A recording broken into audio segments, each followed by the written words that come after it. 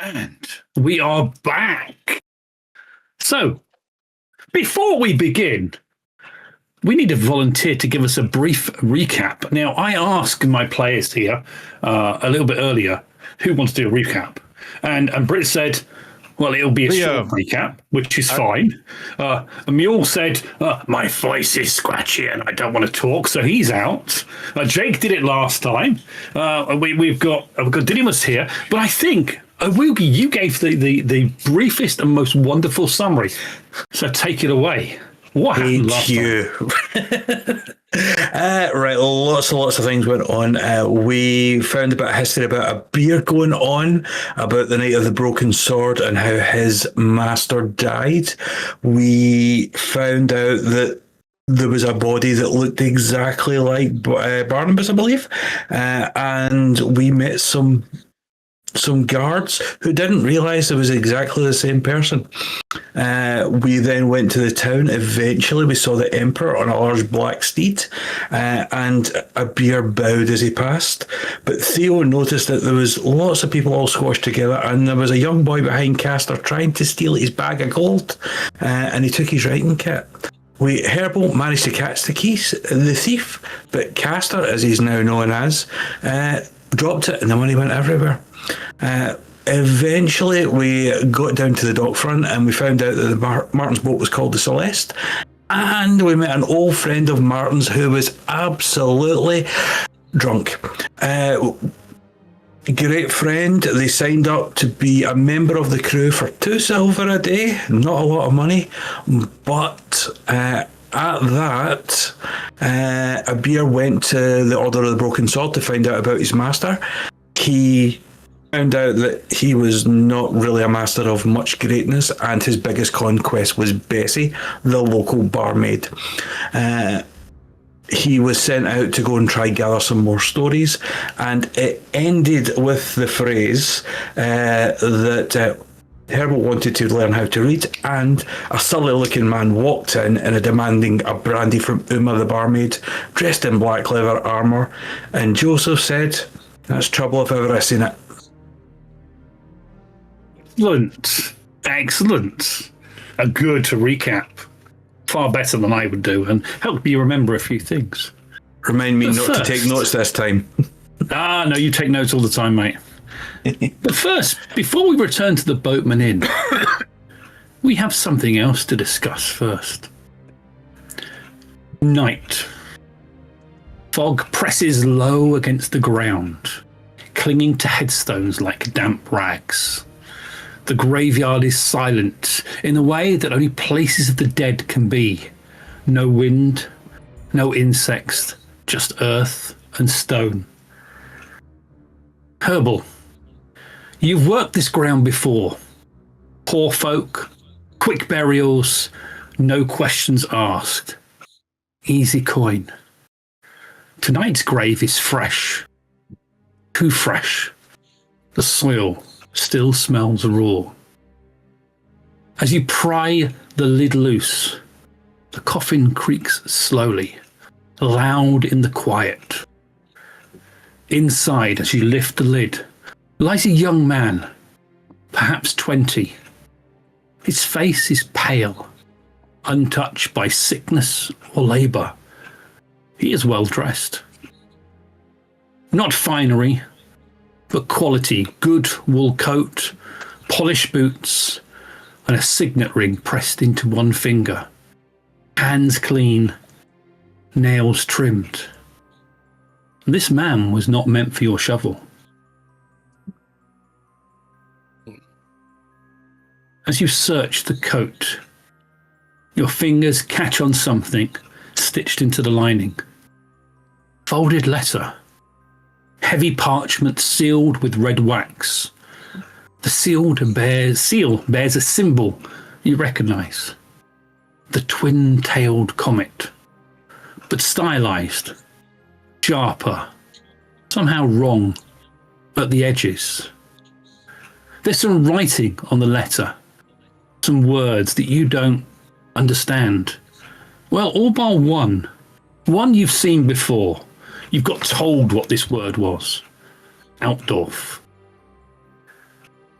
As you pull your hands back, you notice something else. The corpse's eyes are open. They stare upward, glassy, reflecting the lantern light. They were closed before. From the dark side of the graveyard, a lantern flares. Footsteps, voices.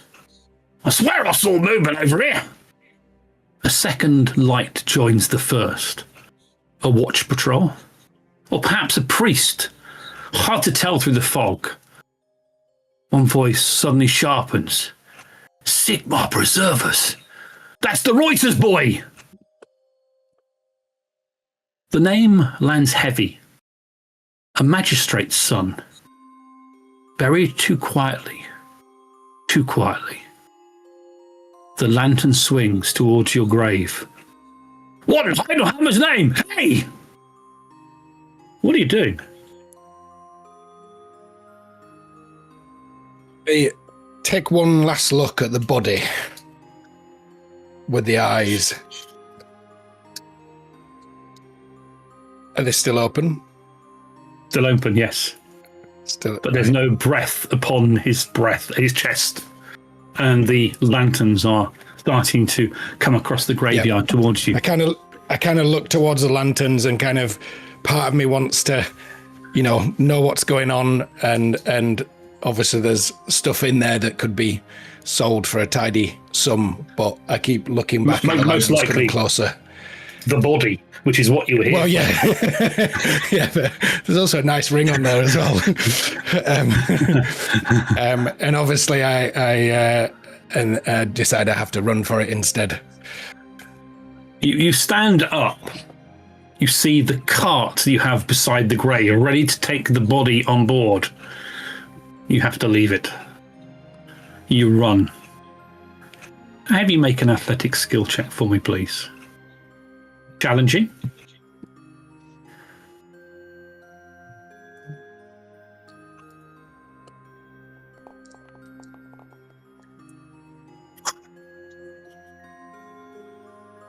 You okay? Before I do anything, do you want to use a fortune point? A fortune point to maybe re-roll that one? Yeah, I think so. I don't know. It's just the thing. I mean, it's the highest roll I've seen in this campaign so far. So you could want to leave it as it is and accept the consequences. No. So that's it.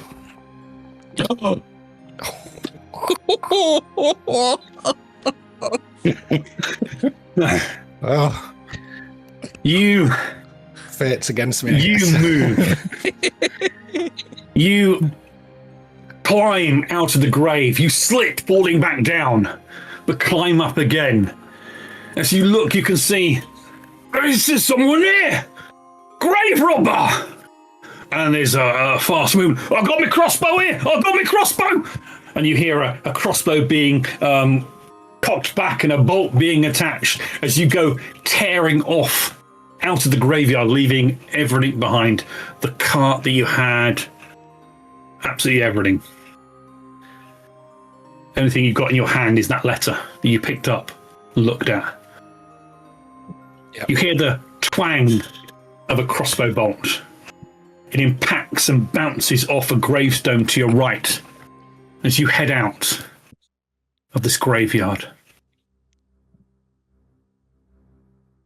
You run. You hide. But morning comes too fast. By dawn, the town has found its appetite for gossip. Whispers follow you in the street. A barber surgeon who once paid well won't meet your eyes. Not touching you, he mutters. Dug up something you shouldn't have. A notice goes up in the market. No name, just a reward. Questions to be asked. Someone else is asking questions too. Quietly about a letter that never arrived. That evening, a contact corners you near the stables. Low voice, no warmth. You show him the letter. sealed still. He kind of looks at it. To be delivered to Eldorf, he says. If I were you, I'll be on the Altdorf road before sunset. Whatever you pulled out of the ground, he's noticed you. As you turn away, you feel something shift in your pocket. You leave behind the friend, the contact. You hear wax cracking.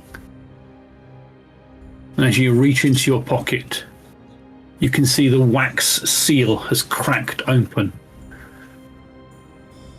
On this letter, there is a babble of writing. Not letters that you know, not words that you know. And as you move it, you see the signet ring is also in your pocket.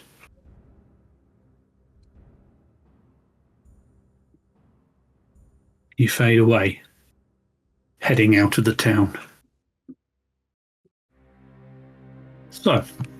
Wow. Awesome. Back to reality. Back to where you all are. Well, most of you are anyway. And I'm just going to do this because I'm doing these and I like these. We are going to put up that for you. Hopefully you can see that. An image, the Boatman Inn in the city of Altdorf. Full of sailors, sea folk, and yourself all there. Well, some of you anyway.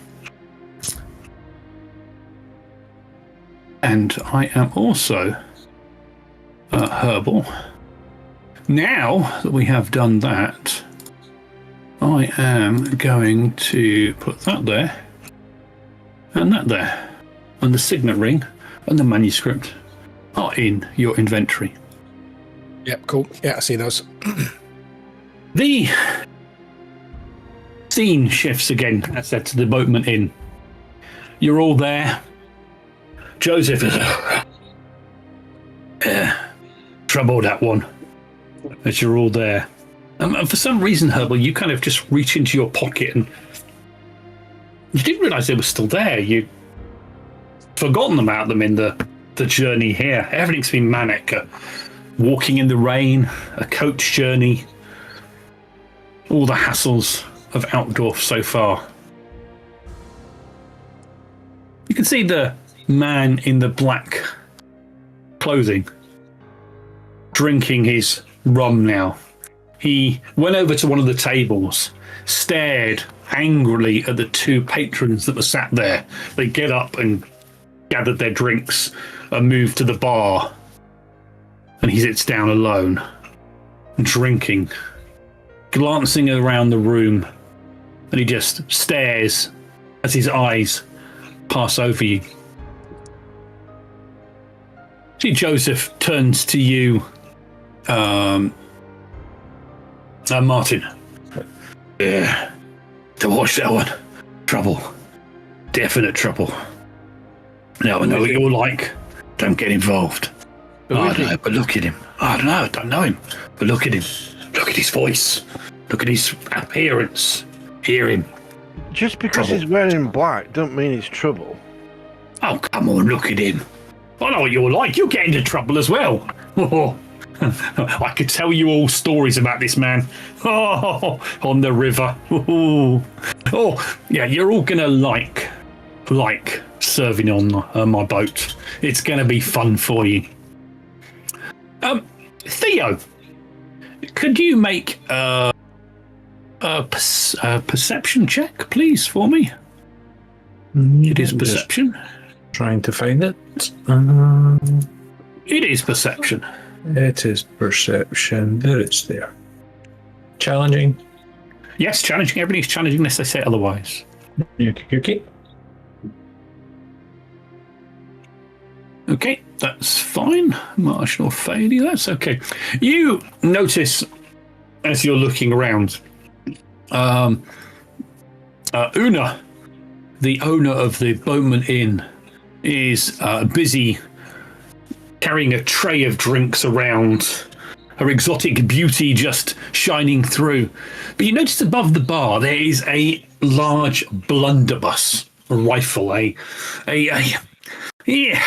weapon of the black powder variety that is there to warn any troublemakers that it can be used to break up any fights. And you can see Una moves back to the bar, gets some more drinks.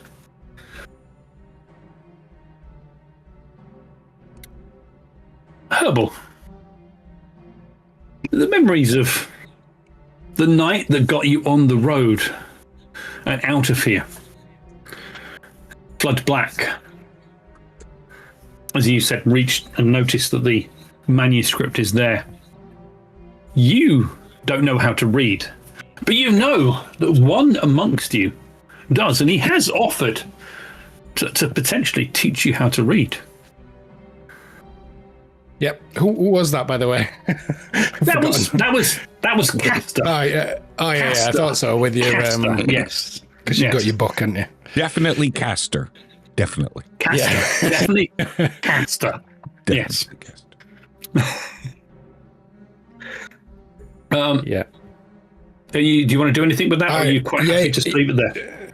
No. I will. I mean, last time he did offer, and I think I did actually volunteer because I, for whatever reason, wanted to read at that point anyway. But it makes more sense now.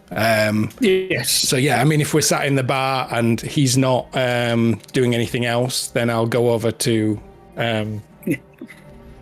I think probably Castor is probably maybe writing. He got his writing kit out. He's maybe doing some pamphlets. I don't know what a man of word and vision does when he is on a bit of downtime. Yeah, I would imagine he's writing up the next leaflet campaign. He's looking around to see what can be done, really. What factors, what people what type of people he needs out of the way, out of the town centre, that sort of thing. So yeah, he's just writing up, looking around and plotting. Yeah. Well, you are right. I said it's the east end of Altdorf, effectively down by the docks, where there's sailors and rivermen. Here, as well as buxom barmaids and locals, and it's very down and dirty. So, Herbal, you kind of pull out this manuscript, this letter. Yeah, I'll sit with him, kind of go and sit down without really. Almost trying not to disturb him, but actually wanting to disturb him. I've got my head down and writing, but you can see my eyes look up at you, but not my head. Yes.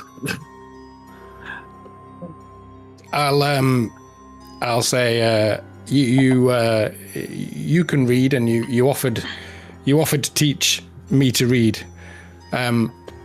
I have a reason for that. Never really needed to do much with it before, but I have a letter. I'd like to learn the words and what it says. Okay. Yeah. If you've got the time, of course. I've always got the time. It just depends on when I've got the time. Yeah. So yeah, I mean, I'll have a look now. Yeah, let's do something now. And I'll fold up my papers and I'll put them in my little pouch. And did you say that the letter had some words on the front that I recognised, which is obviously the address, I presume? There's basically, it was folded over. With a wax seal on it. There was one word on it you recognise, along with a couple of other words, and that was Altdorf. You recognise it because, well, it's the city of the empire. You know, you would have done some basic lettering and just realised you weren't very good at it. It was probably just the lack of decent teachers. Yeah. But yes, so you kind of owe it to Castor, and you can see on the front it just says to be delivered to Outdorf. And as you open up this piece of parchment, you can see that there is a long letter of symbols, of things that don't really mean anything to you. It's not the common tongue of Reichspiel.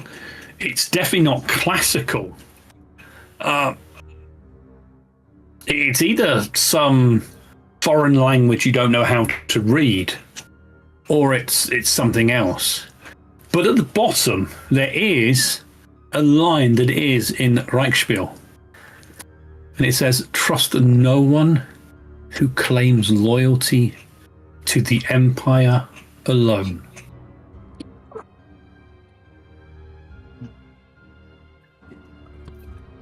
This... And Sorry, go on, Strange. Go on. no, carry on. Oh, I was going to say, there's... I'm looking through it, and I'm just there's a lot that I don't really know on here. But I look puzzled at that. Like, what do you mean? I mean, it's almost like a foreign language, and I don't know every language, but I do know this bit at the bottom, and yeah, it's basically don't trust anyone. So, what have you got here? Where did you get this? Who gave you it? Well, I kind of like, loosen my top, feeling a bit sweaty. I'll say, I picked it up.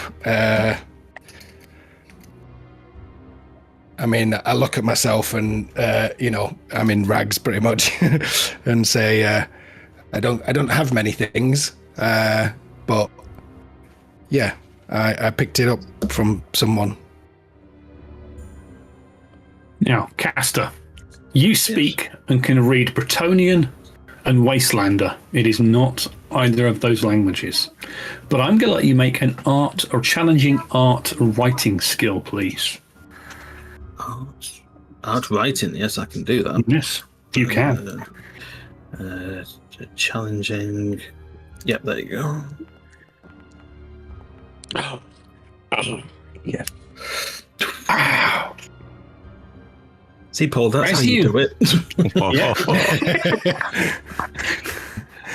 As you look down at the letter, and you see and look at the symbols, there's repetition in the symbols, and with 4 successes, this is probably, it may be a language you can read, but it is in code. And you don't have the cipher to translate it. Which is probably more scary than if it was just a foreign language.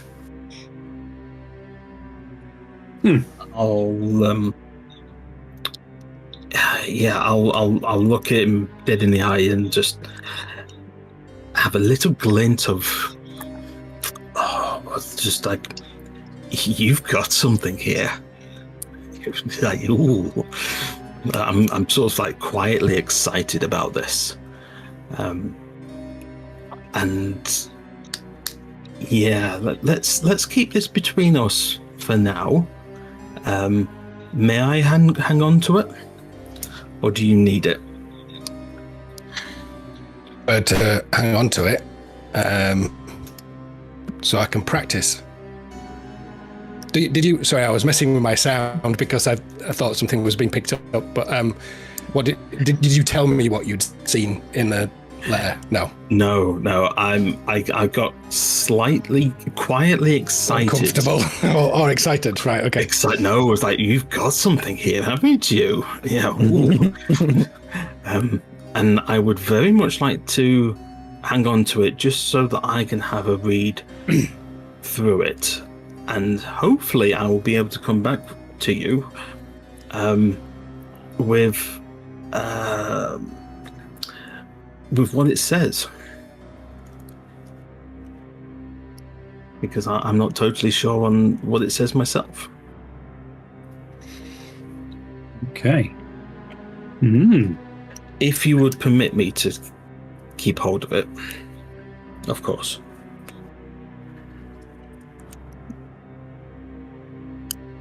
I think I probably would.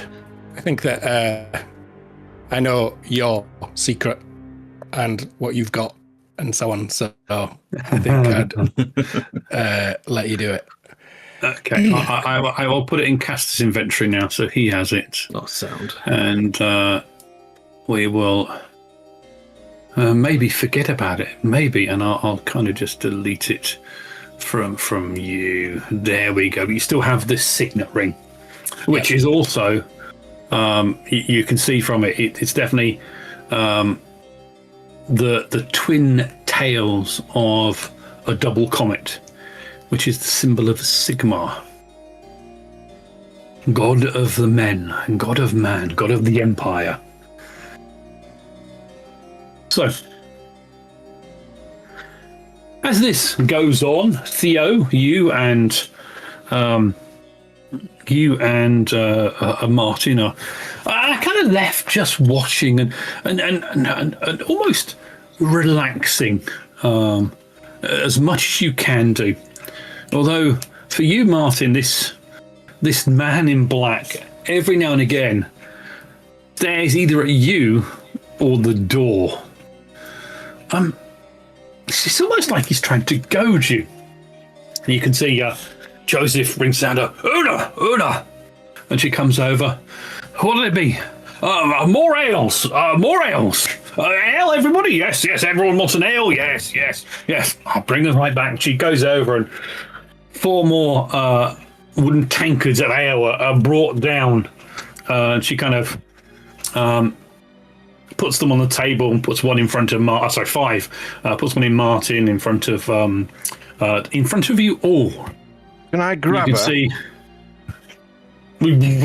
Yeah, you can grab her. She kind of is very, very lithe, and yes, you grab her, but yeah. By a hand as she's giving me my drink, not grab her. Who's the guy in black? I do not know, but I have seen him around. Shouting he wanted a room. I thought you might know him. Who is he? He wanted brandy, not a room. I've seen him around. He's been in before. Keeps himself to himself, but he seems to be very interested in you, it seems. Or perhaps it is your... Well, he keeps looking over at you. I see that myself. We're not going down the road of young men, are we?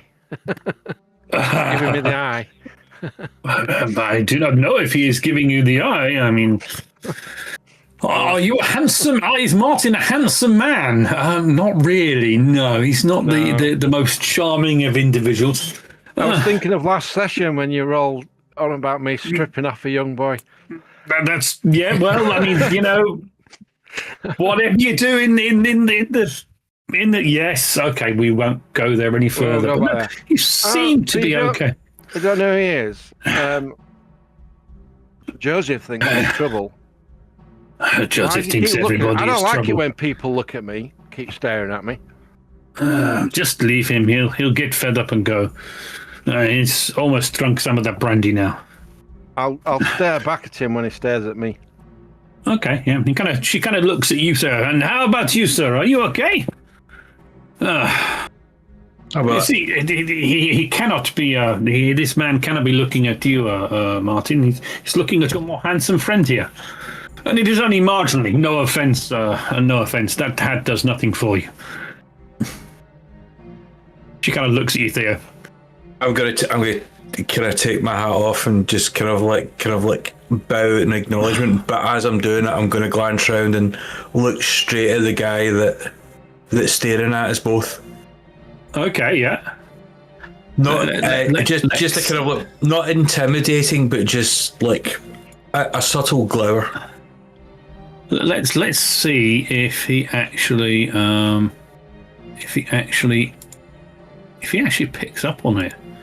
Well, we'll do this on private because I don't want you to know his name just yet. He seems totally oblivious to your stare. As you glance over, he is looking at the door, and it's almost like he's waiting for somebody. He definitely is. Yeah. See, Una kind of looks at you, Arthur. You have a smell about you. Gunpowder.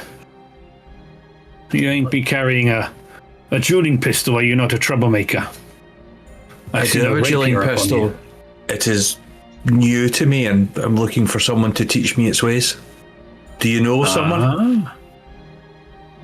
I know no one that knows much about dueling pistols, but I know about the black powder. She kind of points. I use a blunderbuss when things get too rowdy in here. I would imagine that would be quite a lot.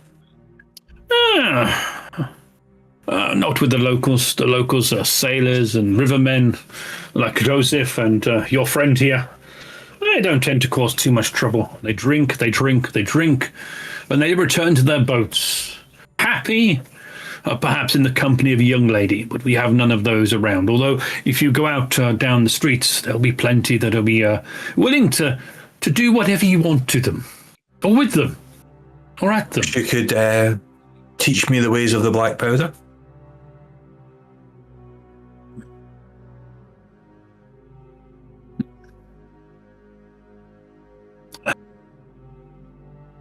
I could teach you it. I would have to. It would not be free, of course. I would have to charge you for my time. We have some gold, if I can find. Tomorrow? Oh, that's no good. We're leaving in the morning. We have just tonight. Now, Una. I don't have much money, but I'm sure I can think of another way to pay for your services.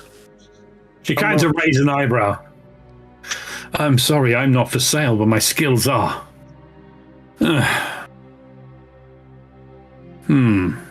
How much would you charge for some tuition on the black powder? It's silver. I'm going to take you out back right now. I'm going to reach into my pouch and just get a silver, and I'm going to kind of like let it dance along like my knuckles like the magician, just kind of like flick it across my knuckles and just kind of hold on to it. Is this what you're after? Well, that would suffice, yes. See, Joseph looks at you, Marty, and says, "You ain't going to get anywhere with her. She's no. But an interesting ploy to get a woman." She kind of just looks over at Joseph, just raises an eyebrow. You know, Joseph, my heart is only for you. She grabs hold of the silver. You better come with me, my friend. Let's go out the back, into the alleyways, where it is dark. Hold on, I've tried to change the quantity of silver there, and it's added 2 silver on, and it should be taken off. Let me just use the other. There we go. Yeah, it's the. There we go. Perfect. Okay. I just realised it was left. She takes it, grabs hold of your hand, and leads you out the back, leaving Martin, Joseph, Herbal, and Castor enjoying the inn. See, the door opens. Wind kind of comes in from the docks, blowing off the river. You can see 2. Well, how can I describe them? except by just kind of showing you what these fellows look like. But let's just say that they are not seafaring folks. They are not locals of any sort. They are indeed, he says, as he's now trying to find their artwork, nobles. Big floppy hats, a feather coming out of them, fine clothes as they step in, pantaloons and tights upon them, high boots, handkerchief in one hand. Oh, this looks delightful! Delightful! And these two namby-pamby upper-class nobles, hooray Henrys, come in. Oh, filthy commoners! This is perfect! And these two men just kind of come almost like walking on air as they enter in to the inn. And let's just see if we can get some artwork for you. There we go. We have one view character artwork. We got that one coming up, and we have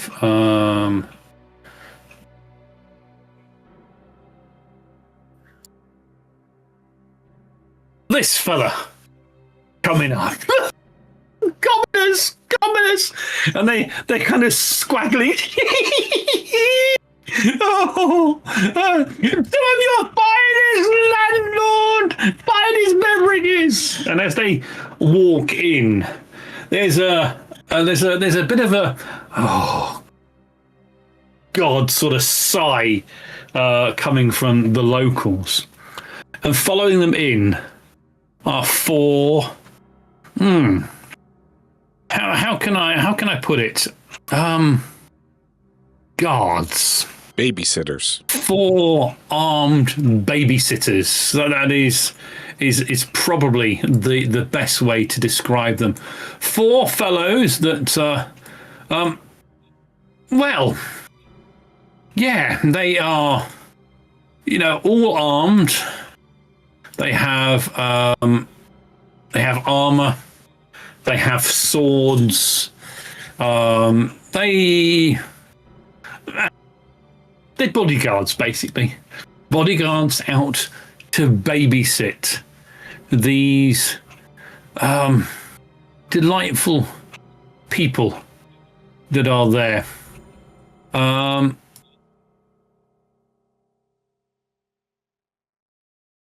They start walking over. Martin, can you make for me a skill roll? I need an average intuition check from you, please.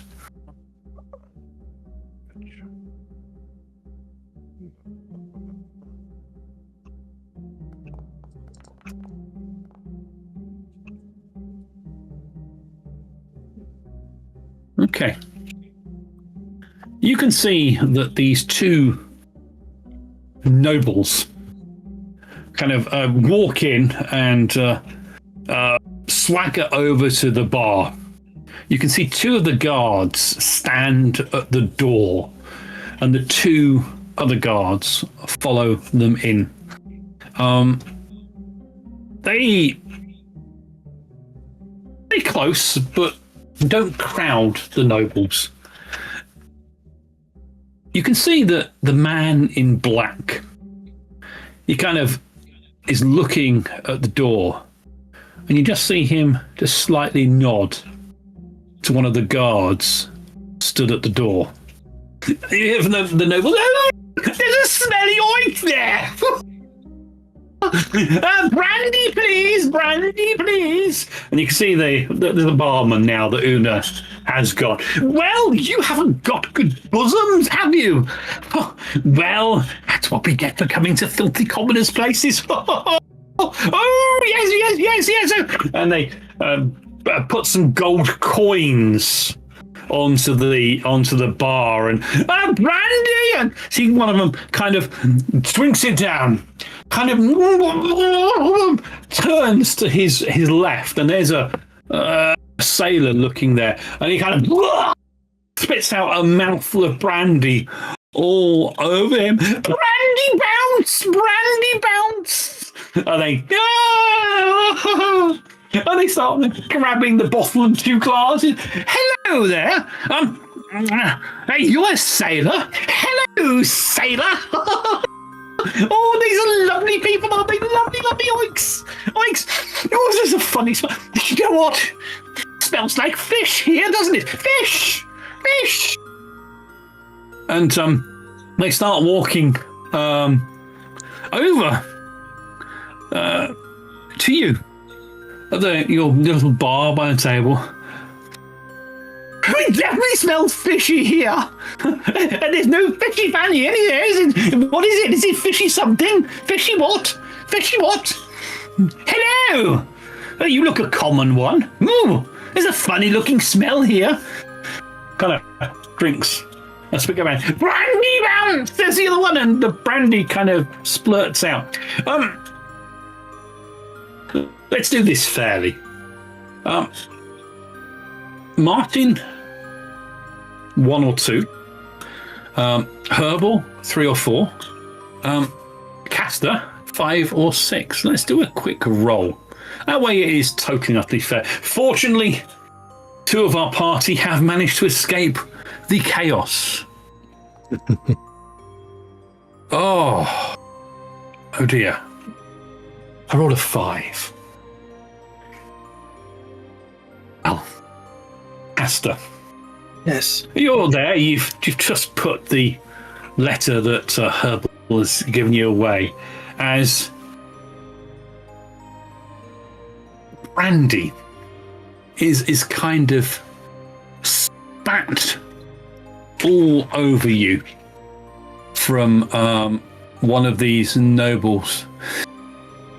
George, it's a brandy bound. I know, Jacob, as you are soaked in this swilly brandy.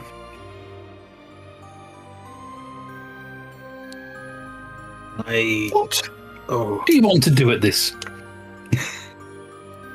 I want to walk up to him and just. Well, they're still kind of right by your table. Oh yeah. I'll actually get up and I'll move, and I'll actually go round to him, like round my around the table and up to him, and just. Are you gonna pay for the cleaning that you have just? This wasn't even. I gave him a pass. Don't you know? Would you like another one?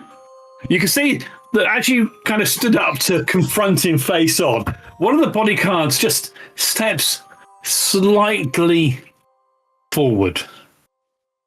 Hand just goes down to the dagger at his waist.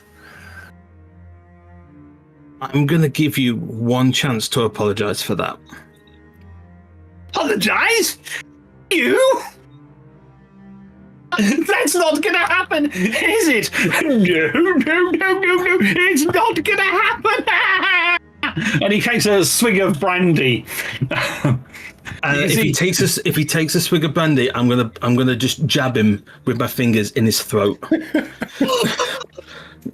He's had his chance. You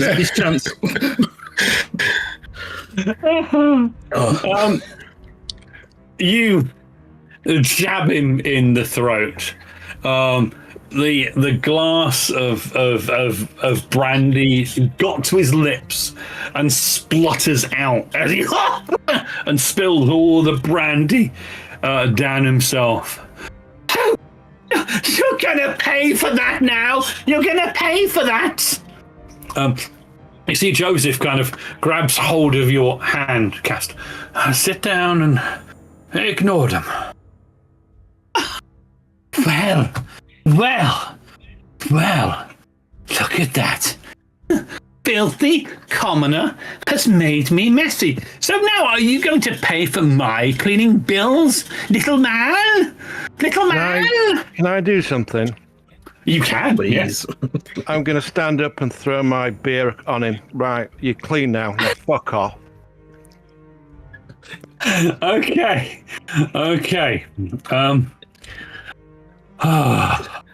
Is that because they water the beer down in this place? Yeah.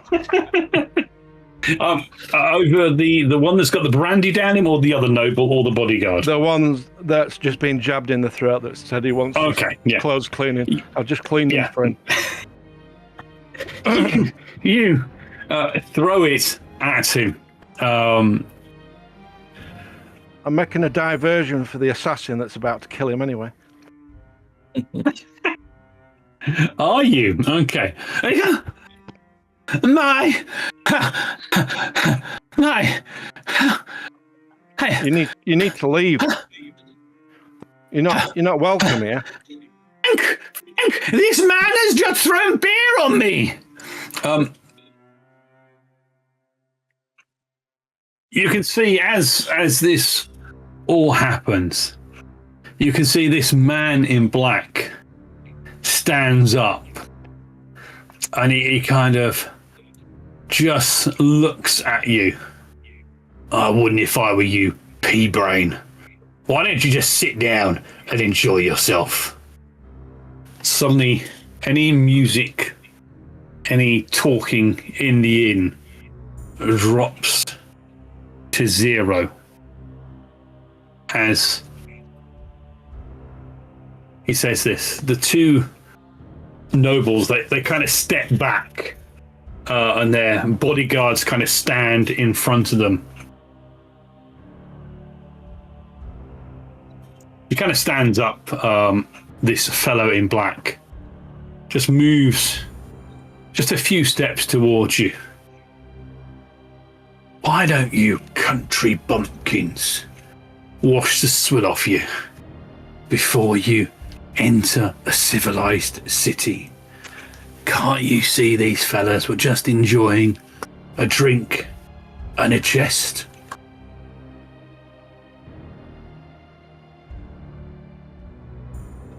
And he's kind of staring at you, Martin.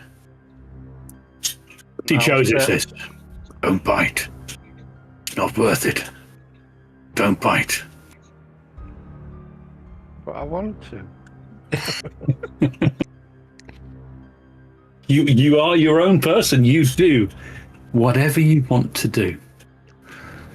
You do just hear from outside of a black powder weapon going off, but and that's just the silence here. Just hears it. A few people kind of look around as what's going on out there. Well, they've had their entertainment. They can piss off. And call me pea-brain again. We'll be having words. Oh, you think you can do it, do you? You think you got the gumption to come into my city and mess around with me? Your city? What, are you the mayor? Are you the mayor? He starts walking towards you, and he just kind of cracks his knuckles as he goes. Herbal and Castor. I'm getting used to calling you Castor now.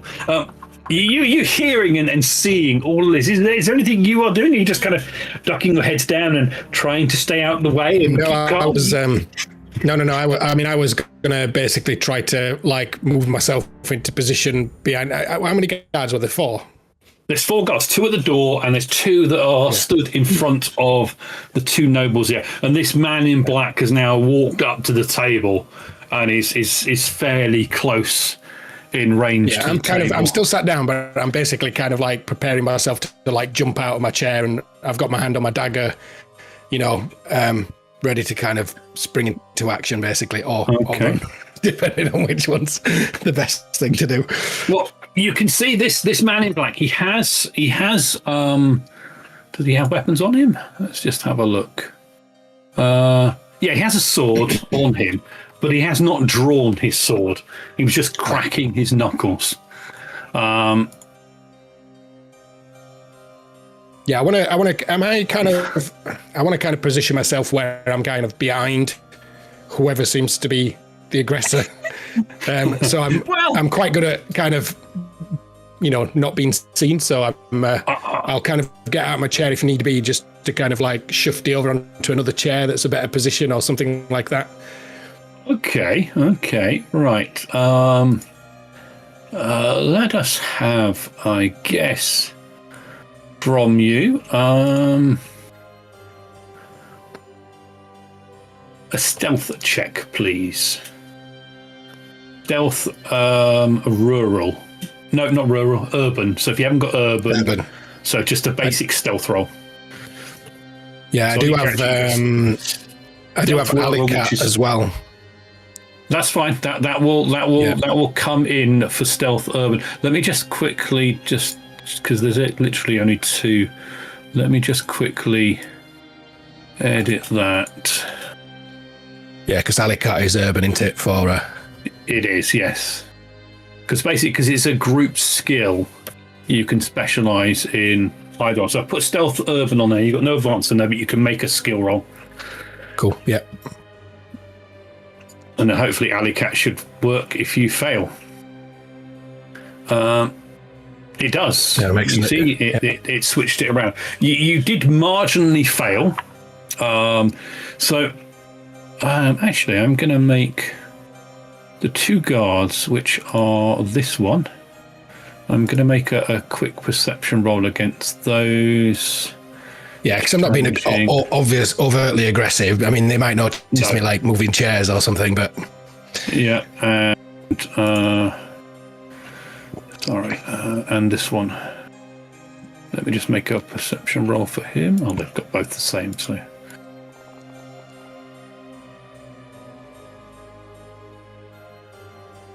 Just put their tokens up. Oh yeah, both the bodyguards seem to notice you getting up, but they're quickly turned away from it because you're kind of moving away from this situation and out of effectively the range of engagement. So they kind of then turn straight back because they're the ones guarding the 2 nobles. They are there focusing on those. So, yep. He kind of looks. This man in black kind of looks. Well, you want to make something of it, then, pea-brain, country bumpkin yokel. And he kind of puts up his fists. I'm ready for you. What is it that you want? You want a fist fight? Is that really what you want? Oh, yeah, I do. And with that, we'll just switch over to Theo. Theo. Yes. You and Una. She drags you into the back alley. Through the back doors of the inn itself. And you're into some dirty streets. Now, she then pulls you, give you a pistol, and she starts showing you how to load it. Now, she's going to instruct you. It's going to cost you double XP to get a raise in the skill. But you won't be able to improve the skill for 2 more sessions. So you can't spend any further XP on it until we get to episode 7. Okay? Okay. Purely because we're doing this as a field training exercise. So 1 point would normally cost you 10 XP. So it's going to cost you 20 XP plus the silver you paid. And she is going to basically show you how to load it, how to aim it, and how to fire it. So I am going to go to your character sheet.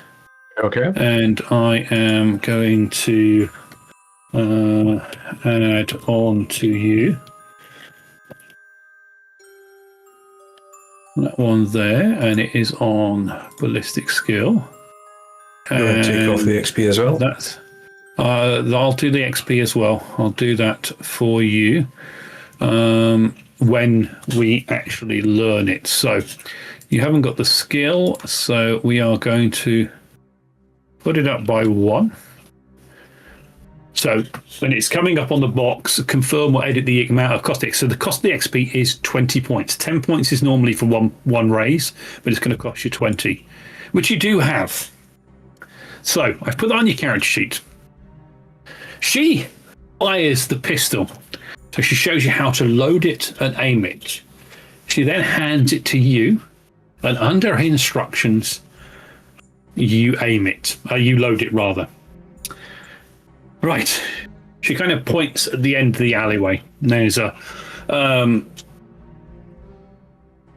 wooden cup.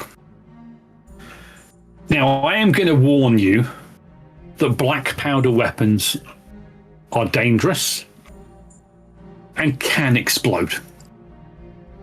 Okay? So, Danger is my middle name. Danger is your middle name. So I am just going to equip your black powder pistol. I am going to not add it into your main hand. I'm going to put it as loaded.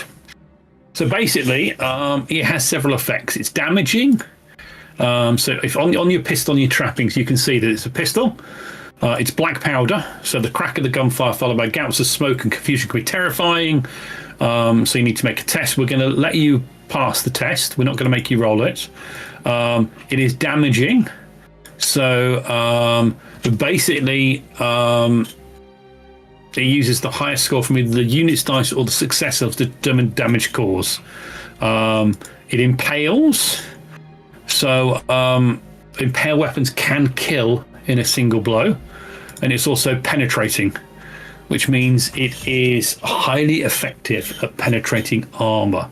And armor points are ignored on the first point of all are ignored, and the first point of all other armor is ignored. So it is a dangerous weapon. You have 11 bullets.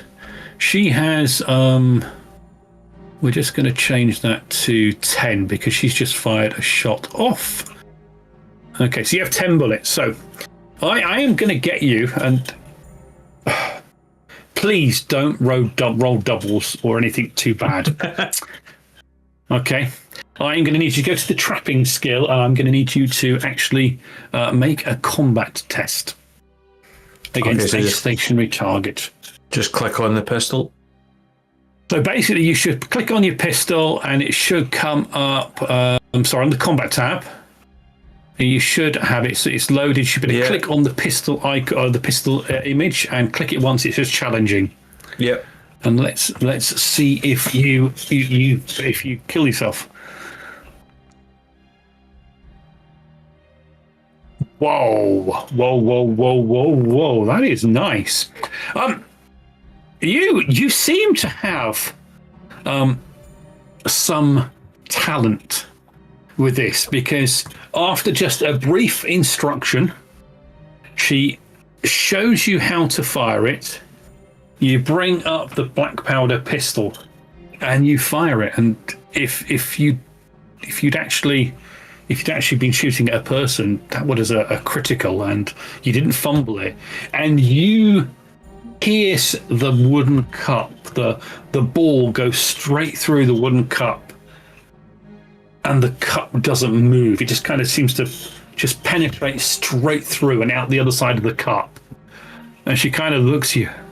Well, you are a natural, it seems. And your just kind of ears are kind of ringing from the black powder shot. This will take some getting used to.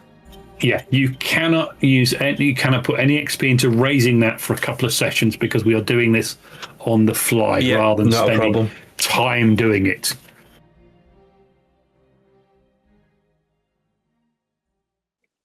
You're born to this.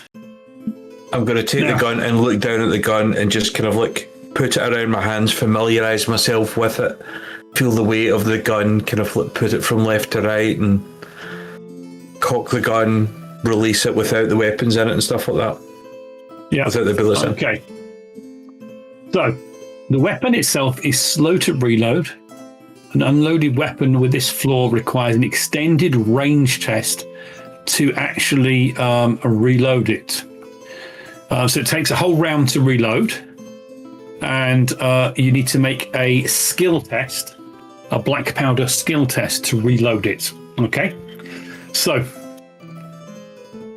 she says, "Well, show me you reloading it properly this time in fast, and aim and fire again." So I need you to now go onto your skill tab and make a skill test.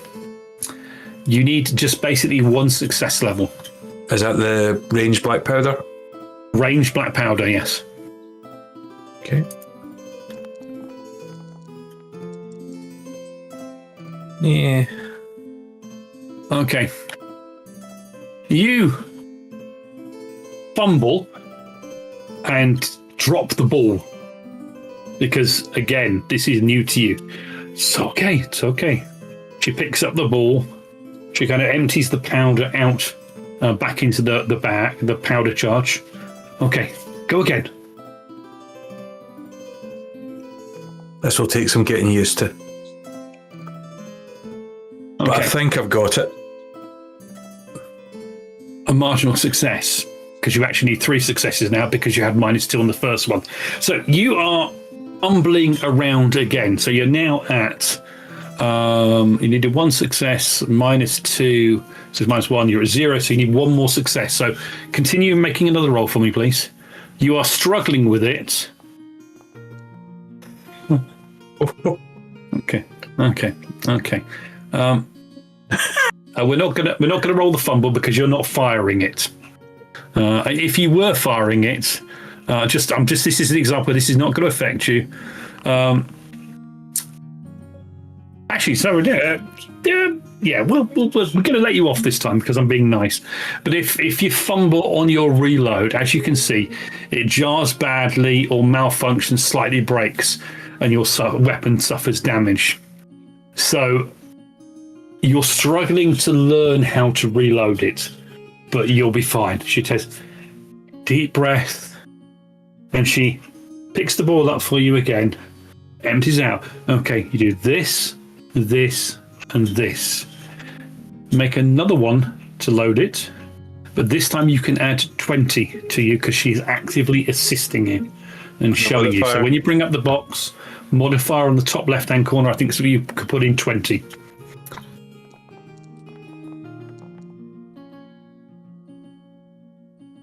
There you go. You now have a loaded weapon. I warn you, do not keep it loaded all the time. Ready it before you go into battle. But you don't want the ball to drop out if you plunge it into your belt. Okay, shoot again. And she kind of steps back away from you and lets you raise the gun. Okay, this time, make a on the weapon. It's loaded.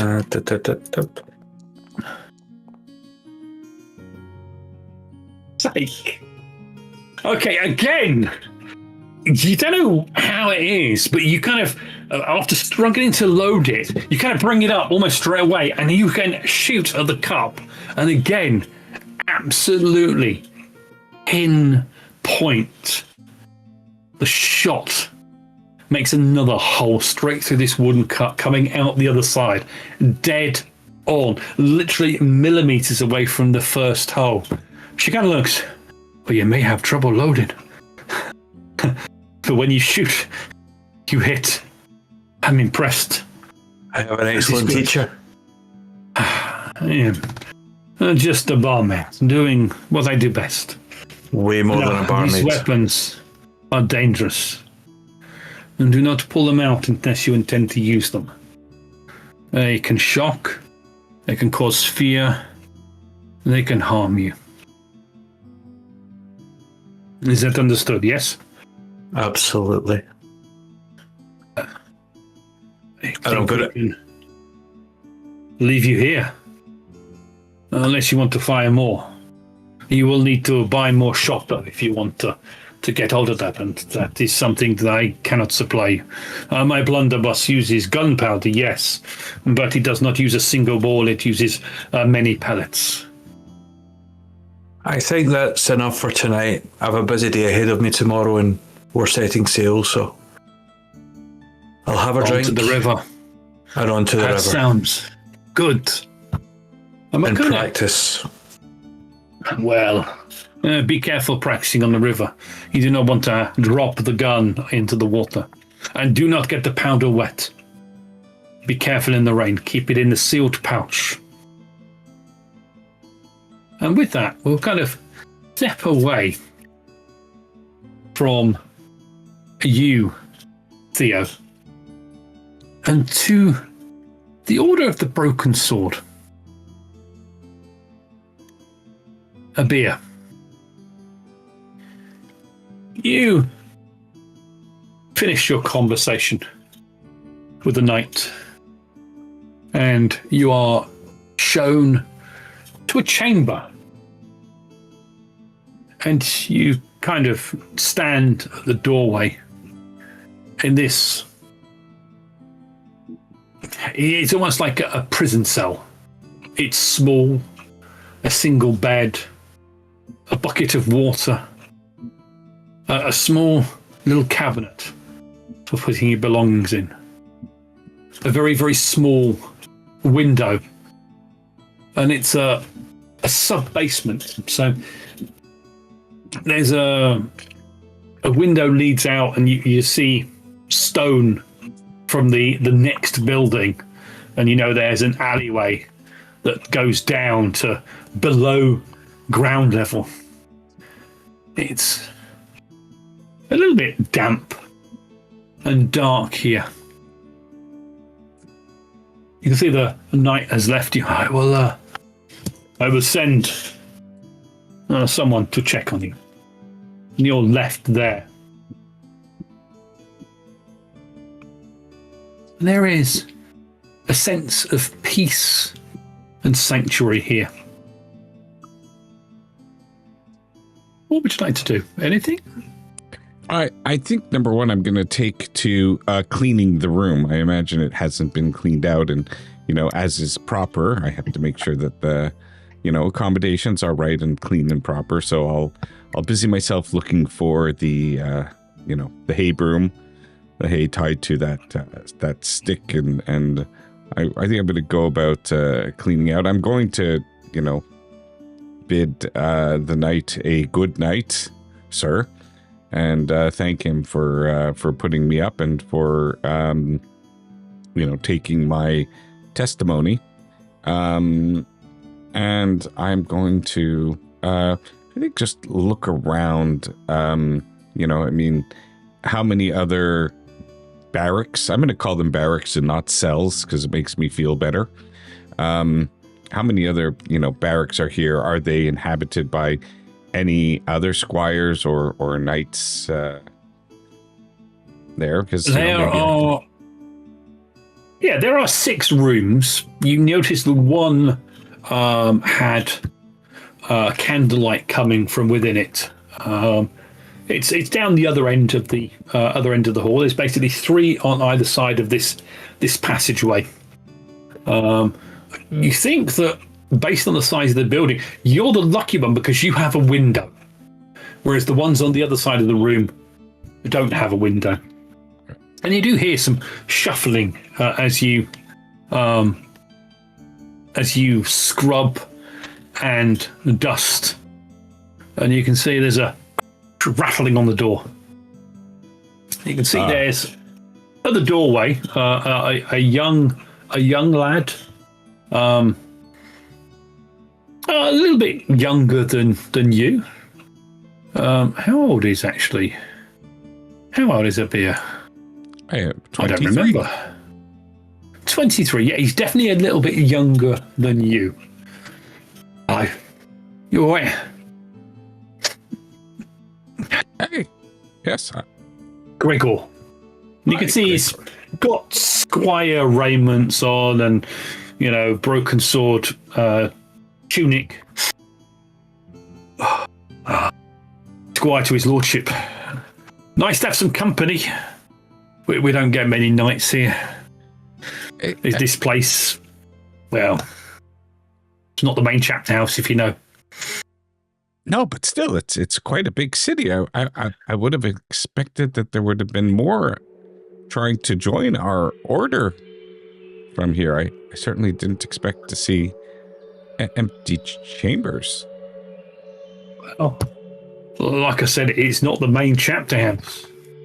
So you just get travelling knights that pop in, And in this part of the city is not exactly a lot of knightly figures. You know the history of our order. Our order is a small order of knights. Proud, honourable, but small. It's got a big hooter of a nose. Dust gets to be, Yeah, it doesn't seem to be much kept up so... Oh, well, there's only me, so I only dust when I need to dust. I don't get out much. He doesn't do much training, So where's your knight? Is he upstairs? No, he's downstairs. Literally, he's passed on. Oh, right. Did he knight you before he passed on? He was... I guess not, because you're down here, aren't you, really? Yeah, he died conquering 2 large mountains. There's not a lot of glory in conquering mountains, Oh, well. Well, are you staying long? I mean, we've got no alcohol here. I've got water. We've got some bread and some cheese if you want something to eat. Yes, please. I would love to spend time breaking bread with you, brother, and drinking water if that's what we have. I'd love to, but I got his armor to shine up tonight. Oh, I mean, surely you can tell me stories about your master, about his deeds too. I mean, I am here to learn as well. It would be a shame for me not to receive stories from the Master Squire. Well, I mean, I've been his squire about a year now. Oh. What happened to his previous squires? They graduated, become knights? I don't know. He never tells me. I mean, he hasn't left the city in that year. So, I know how to polish armour and tend to his horse, but his horse is old. I've been up to the palace, Saw the emperor once. Funny fella. I saw him today. Outside. Oh, yeah, the procession. Yeah. It's full of... There's not a lot of honour, if that makes sense to you. No, that doesn't make sense to me. Why not? Dust is killing me today. Oh. Well, I mean, we don't see many knights around here. I was hoping that when I heard the door go, I thought it was a knight turning up. I thought I had a chance to, change lords and go out into the world, and it's just you. Yeah, no. No offense, mate. No of offense. course. Yeah, no. I won't be here long anyways. I've done my master's final bidding. His deeds have been recorded. His death has been noted, and hopefully he will receive his due honor and more. And I now too must move on and prove myself worthy of earning the title of a knight, even though I have no knights to follow at this point. But it doesn't seem like there are very many of our order. No, not around. It's not many. I mean, where are you leaving? Where are you heading to? Oh, I'll be leaving. If I may ask. Oh no, I'll be leaving by boat shortly with the rest of my friends. I have the pleasure of traveling with the Castor Liberung, if you know him, a noble of some renown. I must guard him now and make him my charge, in order to make sure that he fulfills his destiny of claiming his rightful heritage. Apparently, there's a large sum of money he's due, so I am going to be part of his retinue. Oh, I don't know him. Oh, I'm assuming that our order will allow me to become a knight if I'm serving, if I'm in the service of a proper noble. Oh, I guess so. Especially if he has a large inheritance, he might, donate part of the inheritance and the funds to our order so that I could be, complete my tutelage and become a proper knight, and then I could be a knight who serves him with honor and dignity. I'm going on a boat. I've never been on a boat. Have you been on one? Not that I can ever think of, but it's exciting. I'm told many people do it. It's much safer. Traveling by boat, I hear, is much safer than traveling on the road. There are quite a lot of cart crashes that happen on the road. Poor road maintenance, other cart drivers that are, believe it or not, they drink and drive. We've had two such individuals, and so Really? Well, all I'd say is I'd watch it when you're on the river, because I go down to the docks, look at the boats, because I don't get to drive. I don't get to ride on them at all. Always wanted to go on a boat, but I heard them stories that said that 3 barges were sunk on the rivers in the last month. Mutants, they say.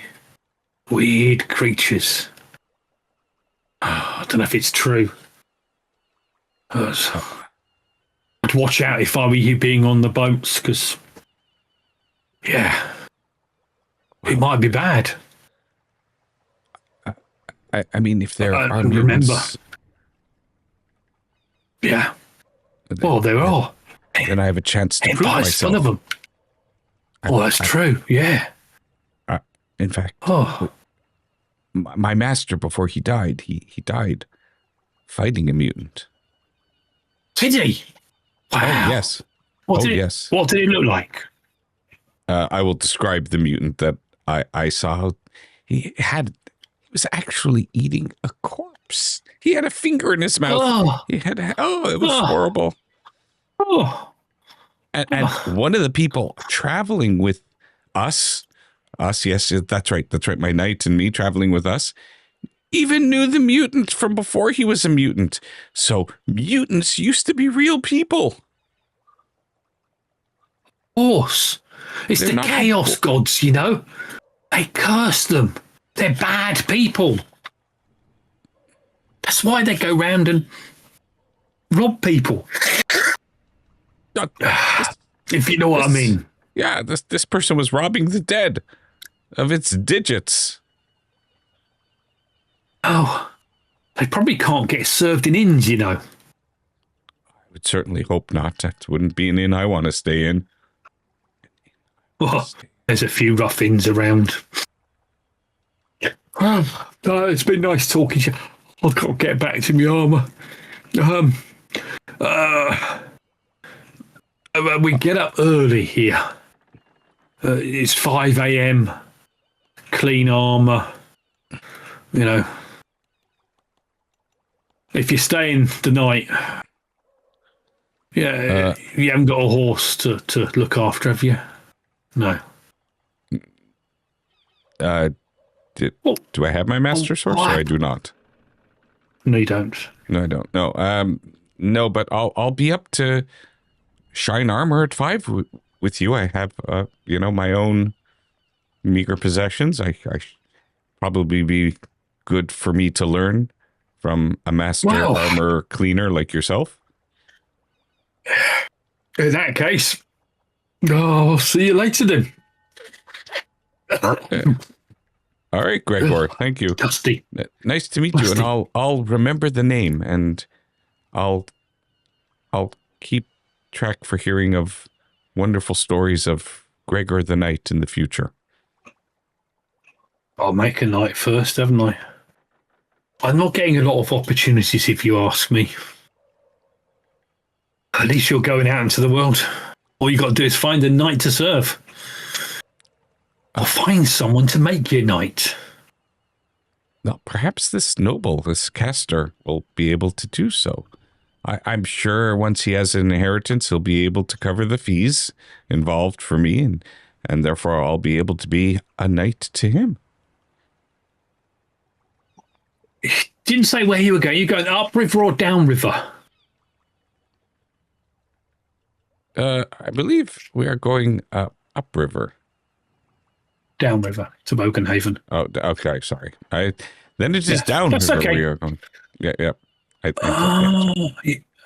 you off to Bokenhaven? Yes, indeed we are. That's where he's going to claim his inheritance at some magistrate's office or law office or something like that. It's a fantastic festival there. Wrestling, livestock markets, food, entertainment. I believe there's going to be a jousting list there as well. Oh. Maybe you could find your luck there. Jousting? You never know. I've learned some, but not enough to join a competition. But still, I mean, maybe I could prove myself there and find a knight there. Send word back. Yeah. Well, you're lucky. I get to stay here and shine armor, pick up horse shit, clean his master's equipment. You get to go. Maybe to a joust. Well, I gotta go. I'll see you in the morning then. Yeah. It's just bread and water for breakfast, I'm afraid. Penance. Of course, keeps the body and mind healthy. Thank you, Gregor, and have a good night, as we say. Good night. Yeah, funny. Funny. Yeah. Okay. Excuse me. He kind of turns away from the door and heads back to his own room. And we'll transition back to the Boatman Inn and Martin. You are stood there, facing off against the man in black as he cracks his knuckles. Cousin Joseph leans out, puts his hand on your arm. No, Martin. Yeah, well, I was shot there. Leave him be.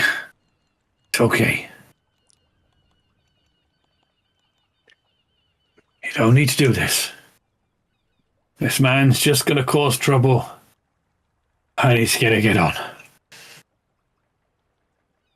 And you can see at that point, freaking yokel. And you can see this individual kind of arches his fist to strike you down and attack you. And I'm going to add that. We're just going to do a quick round. Just you rest of you are kind of surprised at this. So on the combat tracker, if you can click your initiative on the dice roll, please. Martin. I have this feeling that Martin always seems to get into trouble. And yet it was the drink spilled over Conrad. I don't know. So on the turn tracker, you can see there's a dice roll for rolling your initiative. If you click on that one, you'll have to remind me where it is because it's been a second tab down on the right hand side. You got the combat encounter tracker. It's the two swords. Yep. The two swords together. And then just roll the dice. If you can just click it, yeah. And I'll click it for him, and he has a little bit more against you. And he is targeting you, and he is going to punch you. Now, I was going to back down. I said normally I'd knock your teeth out, but I'm sporting an injury, so it's not a fair fight. yeah. You never know. He may totally utterly miss. So we are going to click a melee basic for him. It's a public roll. He's targeting you. Oh my. Oh no. Okay. Yeah. That's not too bad. So you can either dodge, or you can try to bring your fist up to parry him. So if you're going to parry him, click melee basic. If you want to dodge, click dodge. It's a posed test as he brings his fist upon you. What's my chances of dodging? What do we go on? Agility, I would presume. You should have the dodge skill. Dodge skill is based on agility. Melee basic is based on weapon skill. You have a skill called dodge on the left-hand side of your skills tab. Dodge. What are you going? Dodge. 34. They're very similar. I'm going to try and dodge. Okay. Yeah, that's fine.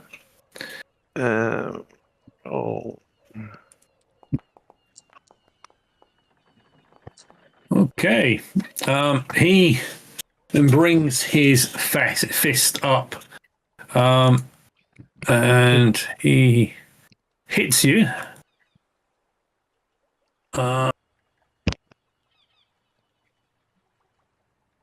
All success levels.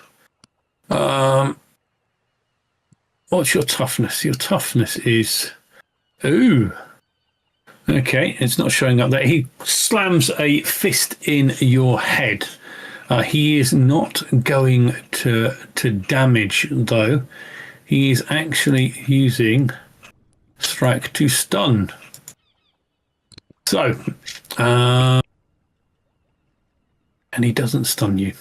No, it doesn't work like that. So he punches you. You are going to take 1 point of damage, which I'm going to adjust on there.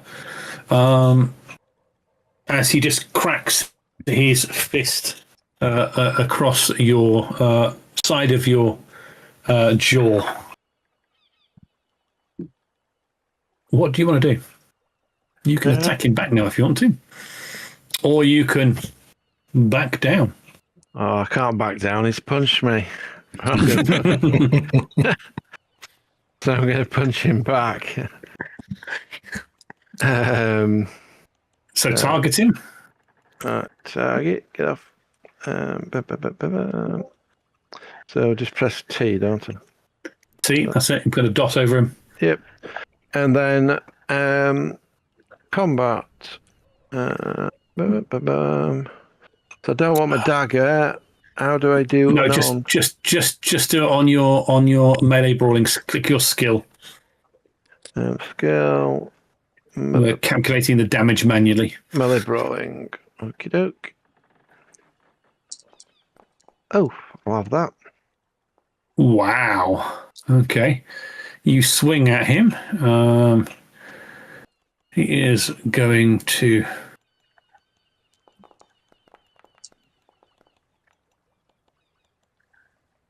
Okay. He just ducks his head as you try and swing for him, and he won. So your toughness is 2, isn't it?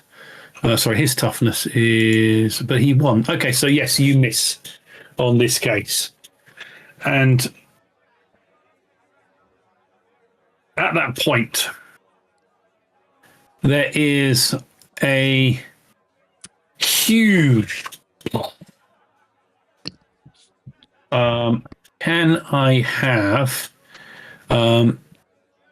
everyone please make a test against black powder? So I need you to make an average cool test. Cool. Good. So that is all of you. Well, everyone that's in the bar. Where's the cool test? Is that combat? The cool is a skill. It's on your basic skills. Skills. Cool. Yeah, got it. Boom. Oh. Aha!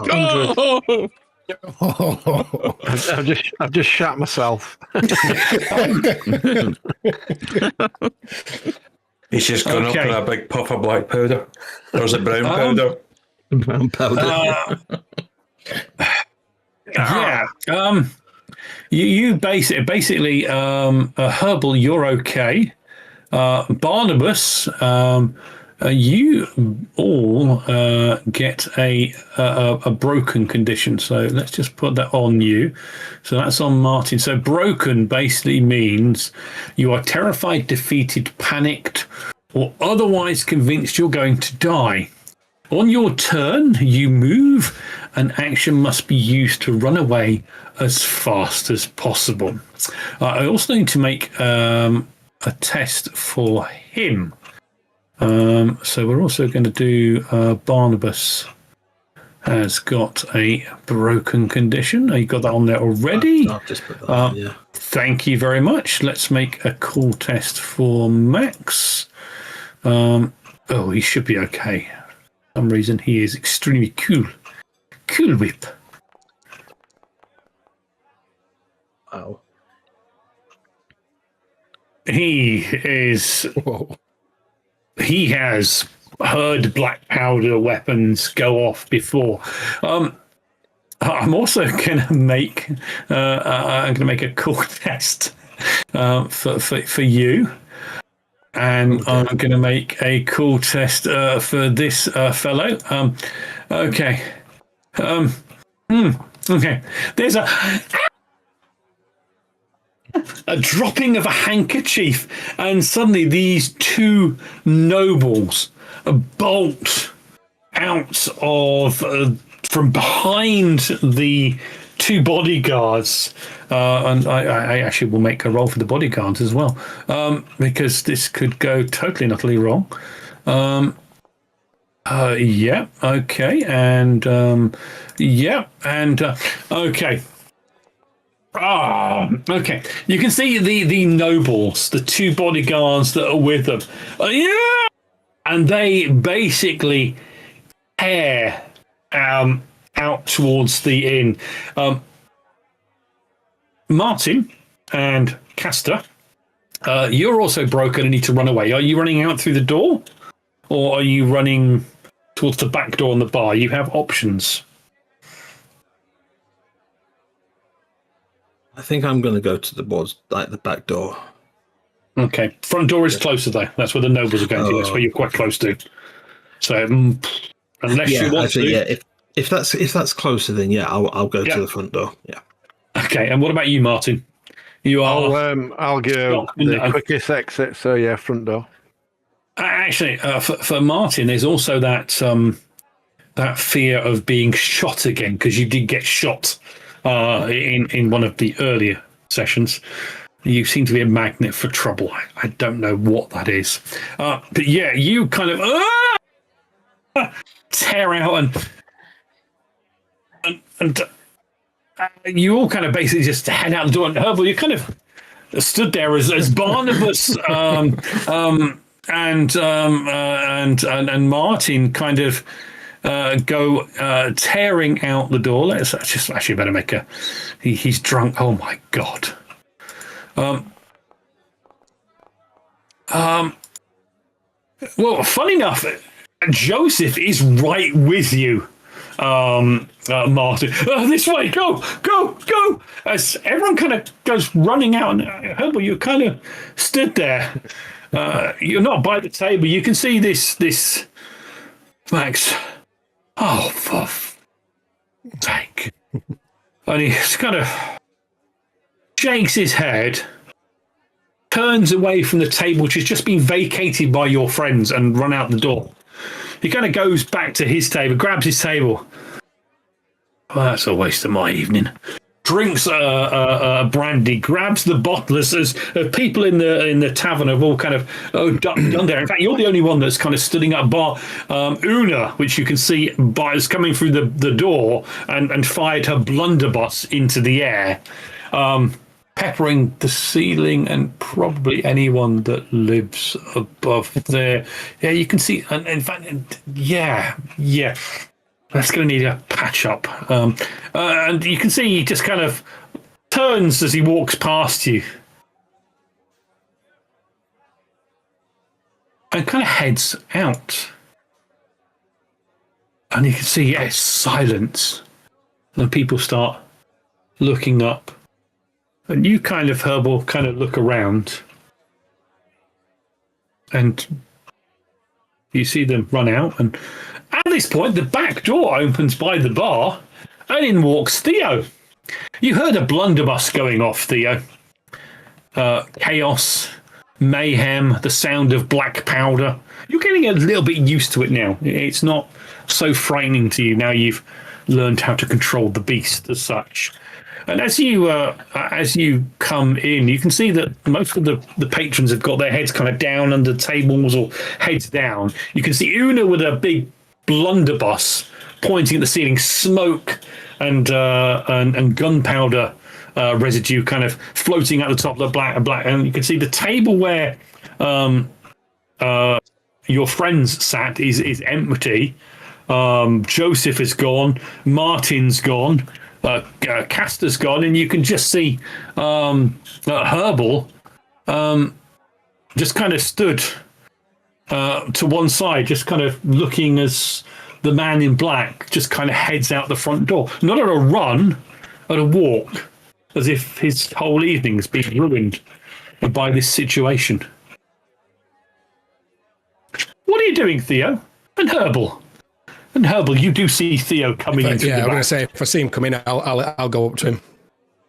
He's the only one left, so I'll go to him. I'm going to sneak in behind Una and just kind of whisper behind her. Do you need any help? No. Trouble's gone, but your friends have gone as well. Joseph Boat, if you head down to the docks and go along, you'll see his boat. It is the Barabelli. It's his boat. It's a largish river barge. You'll see it. Quite colourful banner above it. Right, who wants some ale? Next round's on the house. And she starts pouring out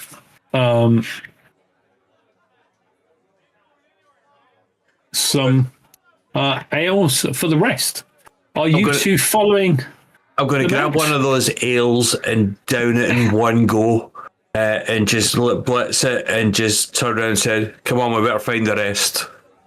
And just start strutting towards the door just after the man in black. Okay. Now you've had at least... my least... shoulders and follow him. 2 drinks, haven't you, tonight? Yeah, at least 2. Can I get you to make a consume alcohol roll, please? Theo?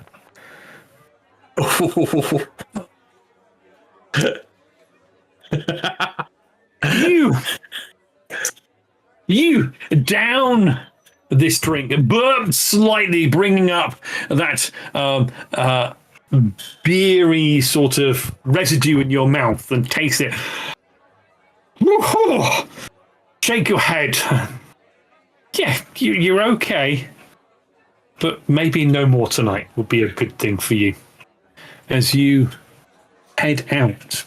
In a slightly staggering kind of swaying motion towards the door. Just but casually. Slightly. Let's turn back quickly to Martin. And Castor. You leave the inn at a run.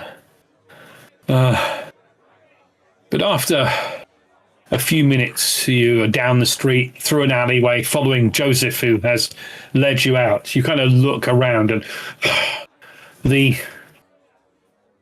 moment of fear and panic has passed as such. I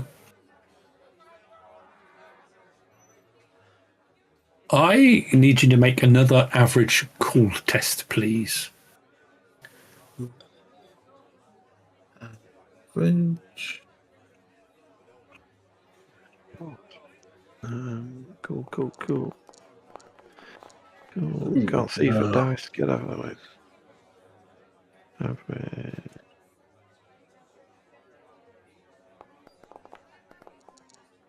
Come on, keep going. Okay, Martin. Okay, so you can click that broken condition off your character sheet. So if you go to effects, and I think you left click it, or is it right click? Yeah, that's it, right click. But even though you have succeeded, you are fatigued. So you are fatigued there. So you have a minor minus because you're a little stressed, but you have taken a broken condition off. For you, Barnabas, you're still wanting to get away. See Joseph.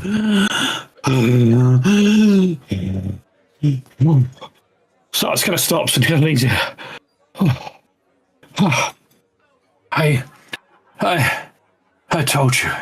It was trouble. It was trouble. And I am going to do this one. So it's Martin, Herbal, and right. Okay, as you kind of go, you can see Theo and Herbal catch you up as you are taking a breather, and you can see Herbal looking. Sorry, not Herbal. Castor looking a little bit still scared, terrified, fearful. But Martin seems to have calmed down from the stress of the situation. And I am just going to make a... Ooh.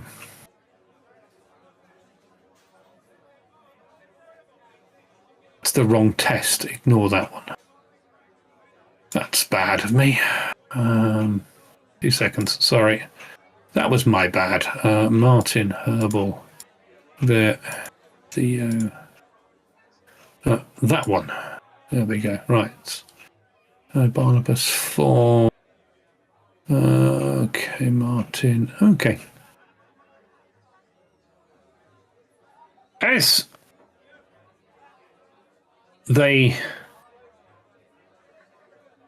you see, Theo and Herbal catch you up.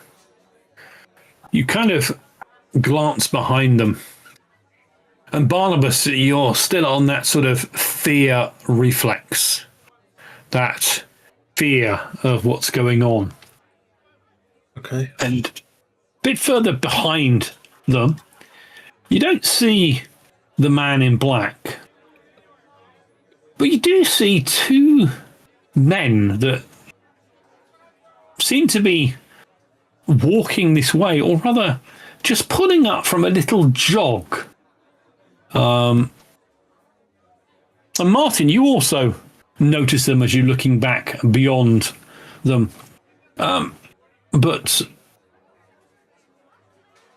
Castor, yeah. You recognize them as the two men that were making the weird sign at you in the square as you arrived. And they kind of see that you have stopped. And then they stop. And they kind of look at each other as if, oh, shit, we've been caught. And in that moment, one of them just kind of clutches his chest. And you, with the four success levels, you can see a crossbow bolt has appeared coming out of his chest, as if it's gone right through from his back to his front, and you can see blood kind of pouring down from the chest area, and it kind of just drops to his knees. He kind of looks up at his friend, and then suddenly there's this crossbow bolt impacts into the head of the other one in the darkness, and again the body crumples in front of him.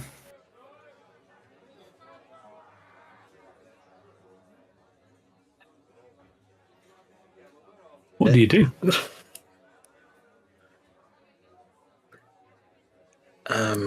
Herbal and Theo, you haven't seen anything, but you do see that Castor and Martin are staring past you. Run to the boat. Turn around. Well, yeah, I mean, Barnabas, sorry, Castor.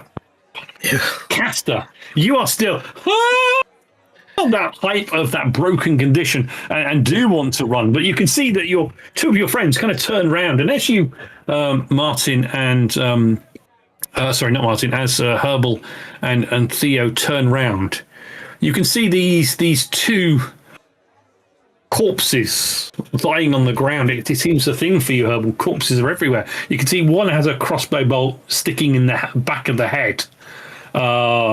And the other one is kind of, he's dropped down to his knees and fell on his side as the bolt is protruding from his chest. You can see, Joseph. I'm not built for this. What are you got into? Can we What see do any you do? like assailants? Can we see? Make a perception test as you are searching. It's going to be challenging.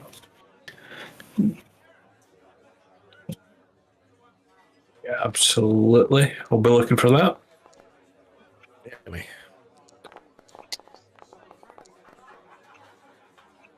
Okay. Theo, as you look past and down the alleyway that you're in, your eyes go across the street that the alleyway comes off, and you can see on the roof of a building, you can see a shadowy figure just reloading a crossbow. He's not hiding too far, too much. You spot him fairly easily. You can't make out kind of too much of what he looks like, but what you can make out,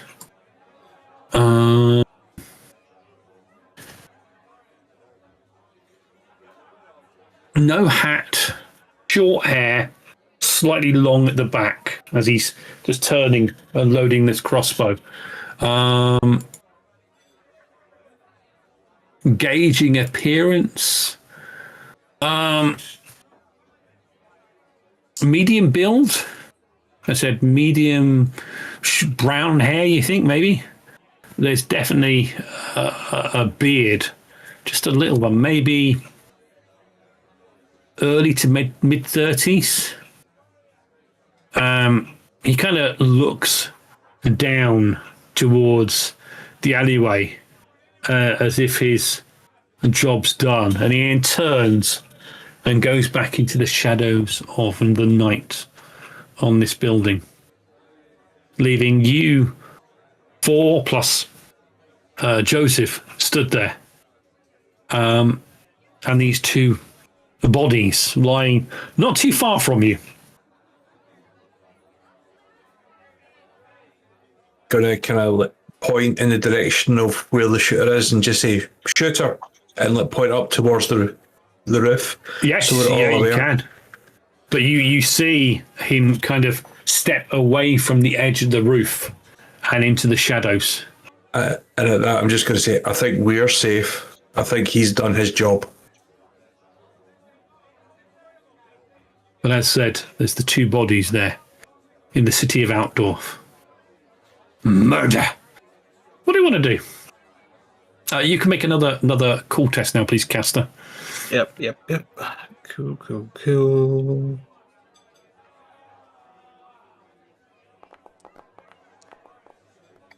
Hey. Oh. Okay. Yeah, so you still missed it. Yes. I'm not used to this. You're kind of this whole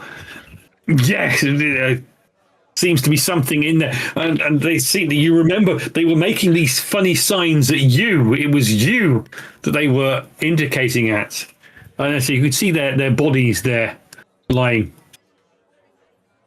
Do you know, I feel that because it is like, it's been a variation on a theme that always seemed to threaten Barnabas. So I'm going to grab him and just go, pull it together, man. Yeah, okay, yeah. You can grab his shoulder, put it together, slap him round the face, and yeah, okay, you can lose that broken condition and gain the fatigue condition. He has scary. He's a scary man. Is this Theo? He's a scary man. Yeah. I'm going to go over to the bodies. Okay. Yeah. You go over to the bodies. I'm going to quickly go over. Okay.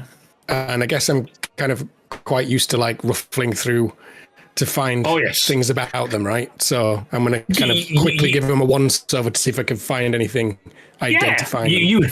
You have a talent. You can make an average perception check for me, please.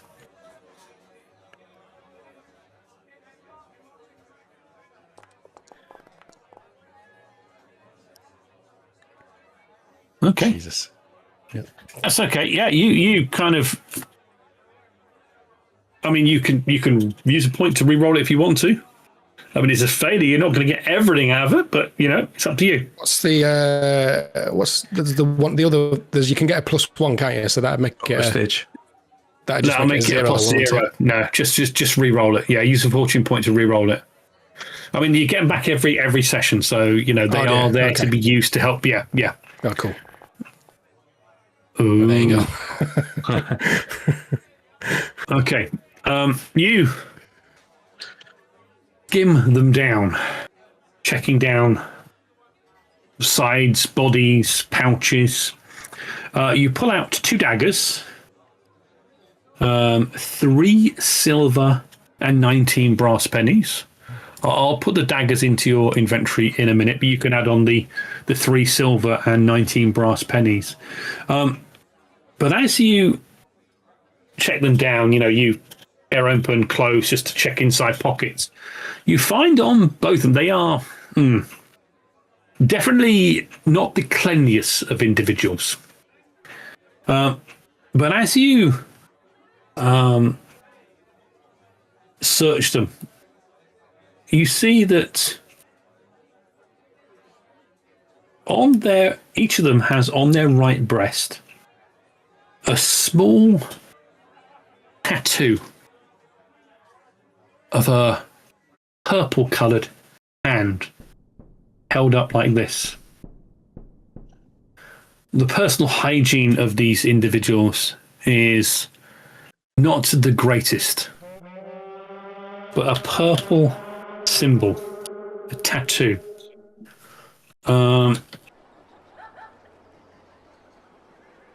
Not one that you're familiar with. Not something you've seen before.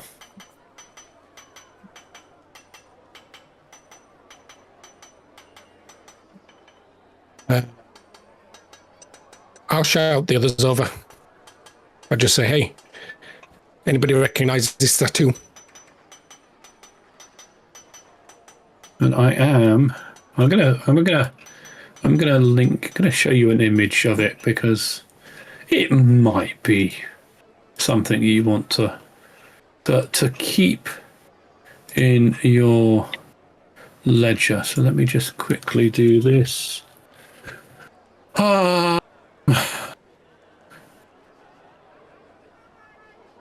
Sorry, this is my bad. I've had to find it again because I didn't have it where I wanted it to be. But yeah, you none of you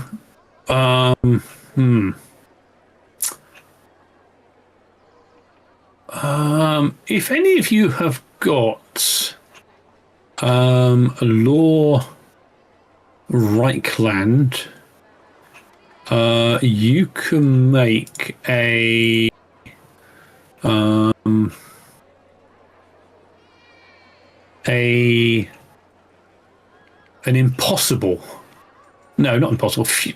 futile skill check against the law Reichland if you've got it, to see if you have any idea what this is.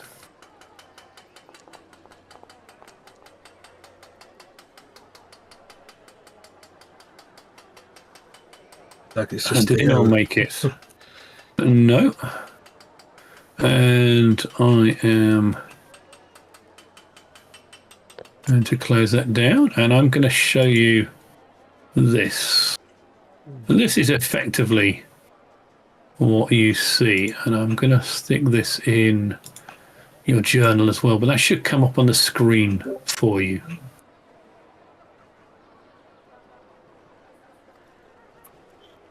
And that is effectively what is tattooed on their right breast.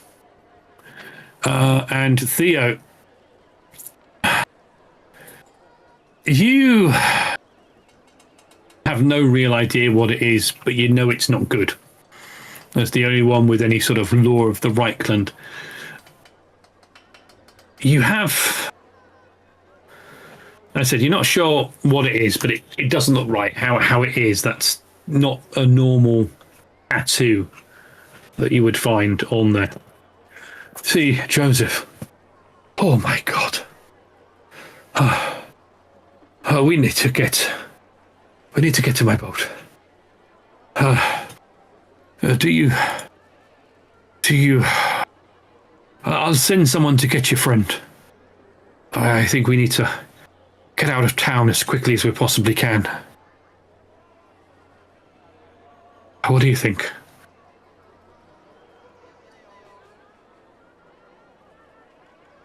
And he kind of looks at you, over all of you.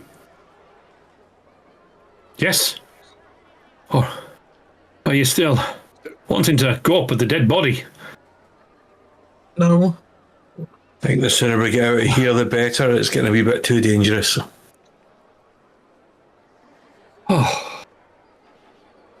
Sigma. What have you done? This way, before the watch come. And he kind of leads you to the boat.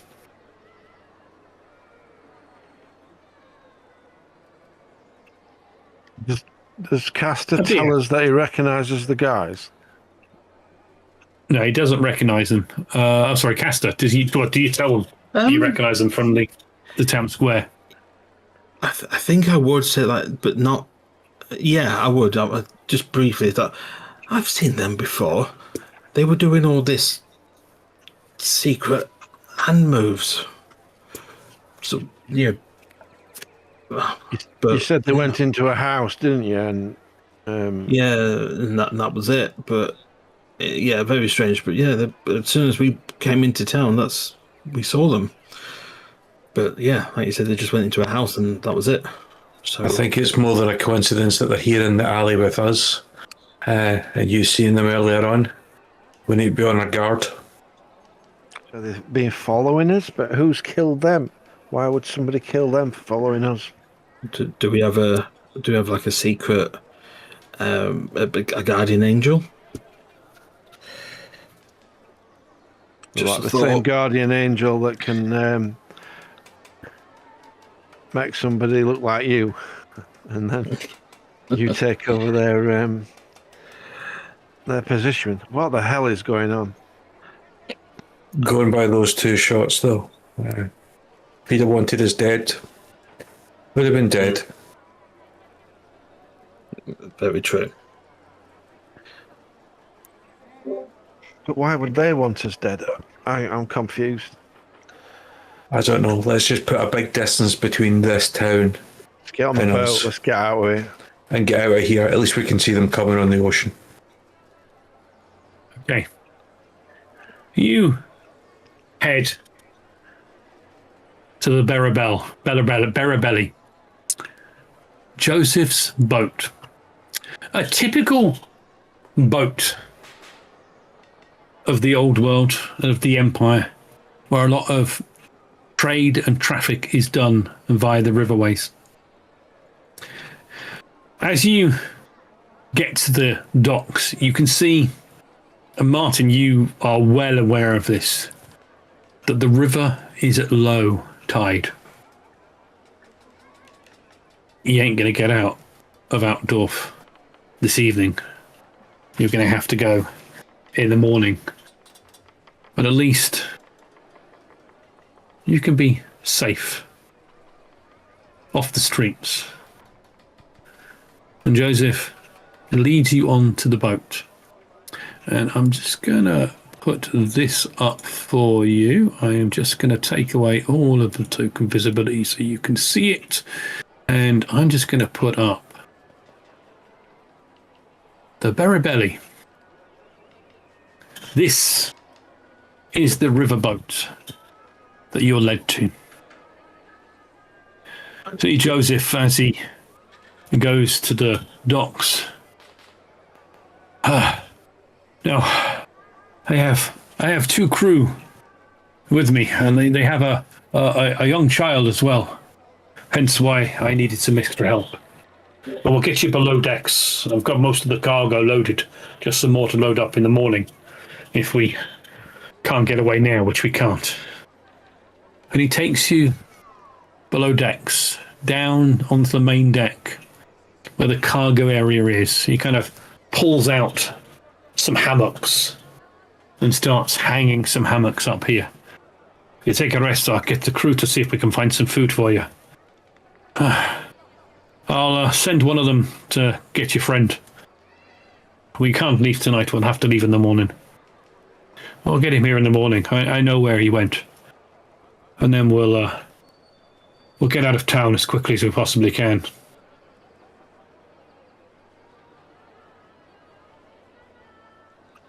You are left in the main deck as he goes up to the cabin. So you are basically kind of in that area there, the back compartment of this boat.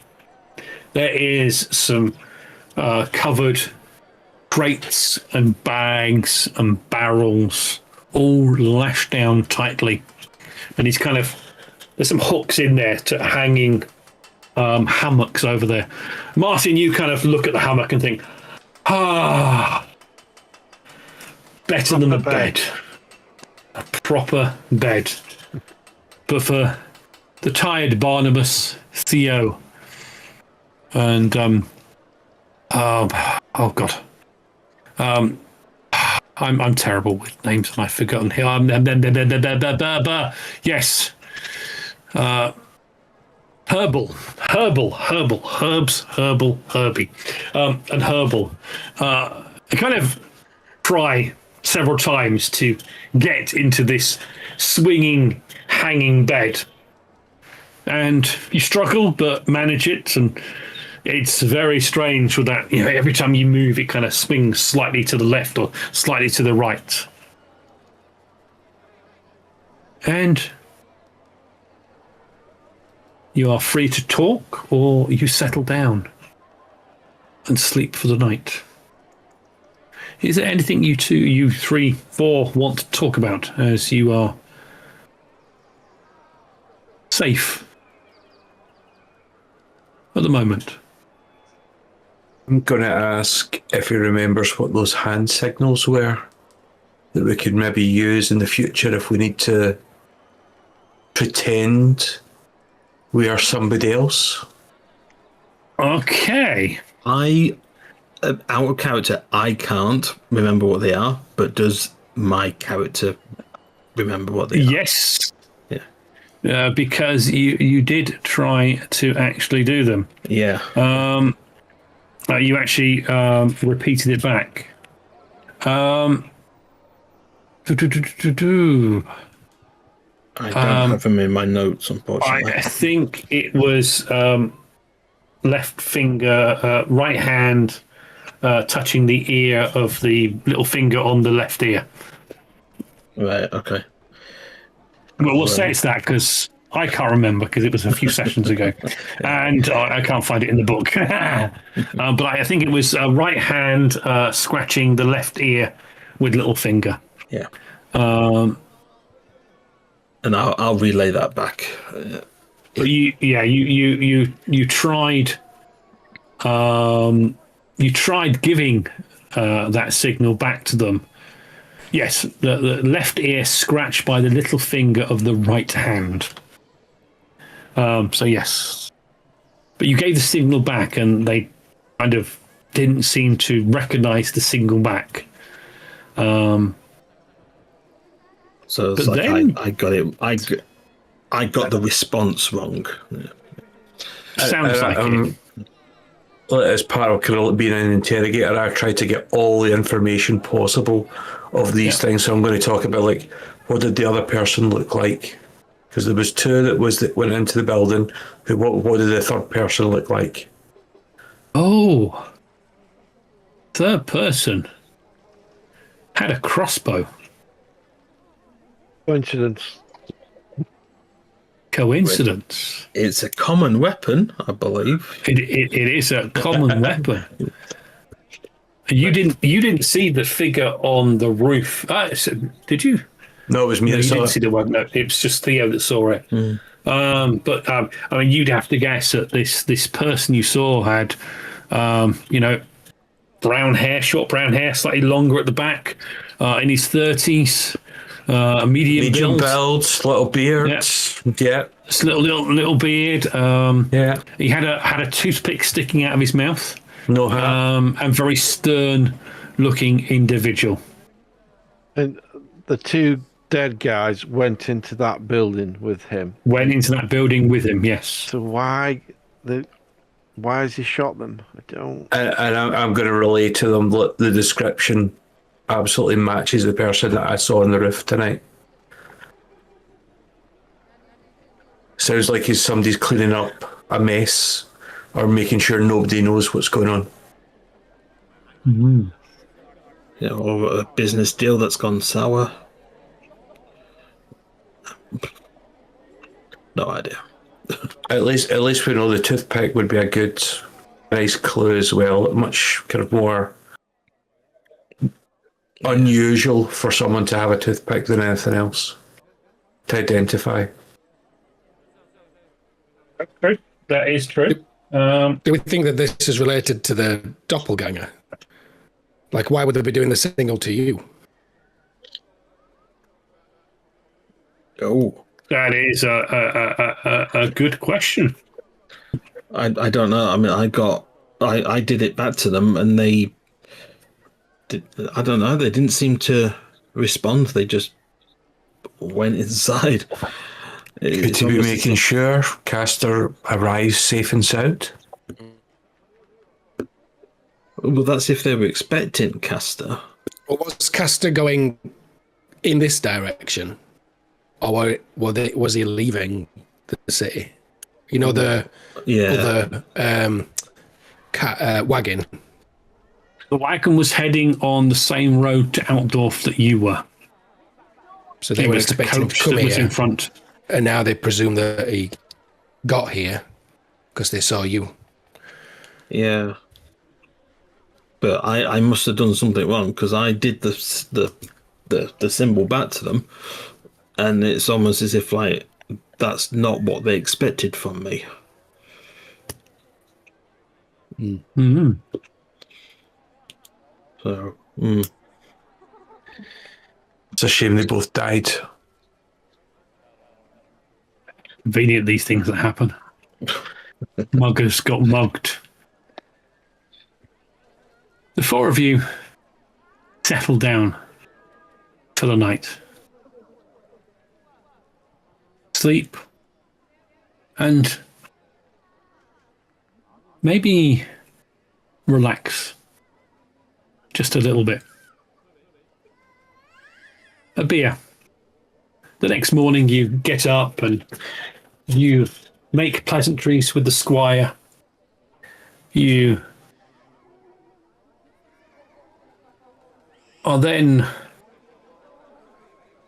You leave. Yeah, so you make pleasantries, you say your goodbyes, and you follow the directions that you were given. Back to the docks.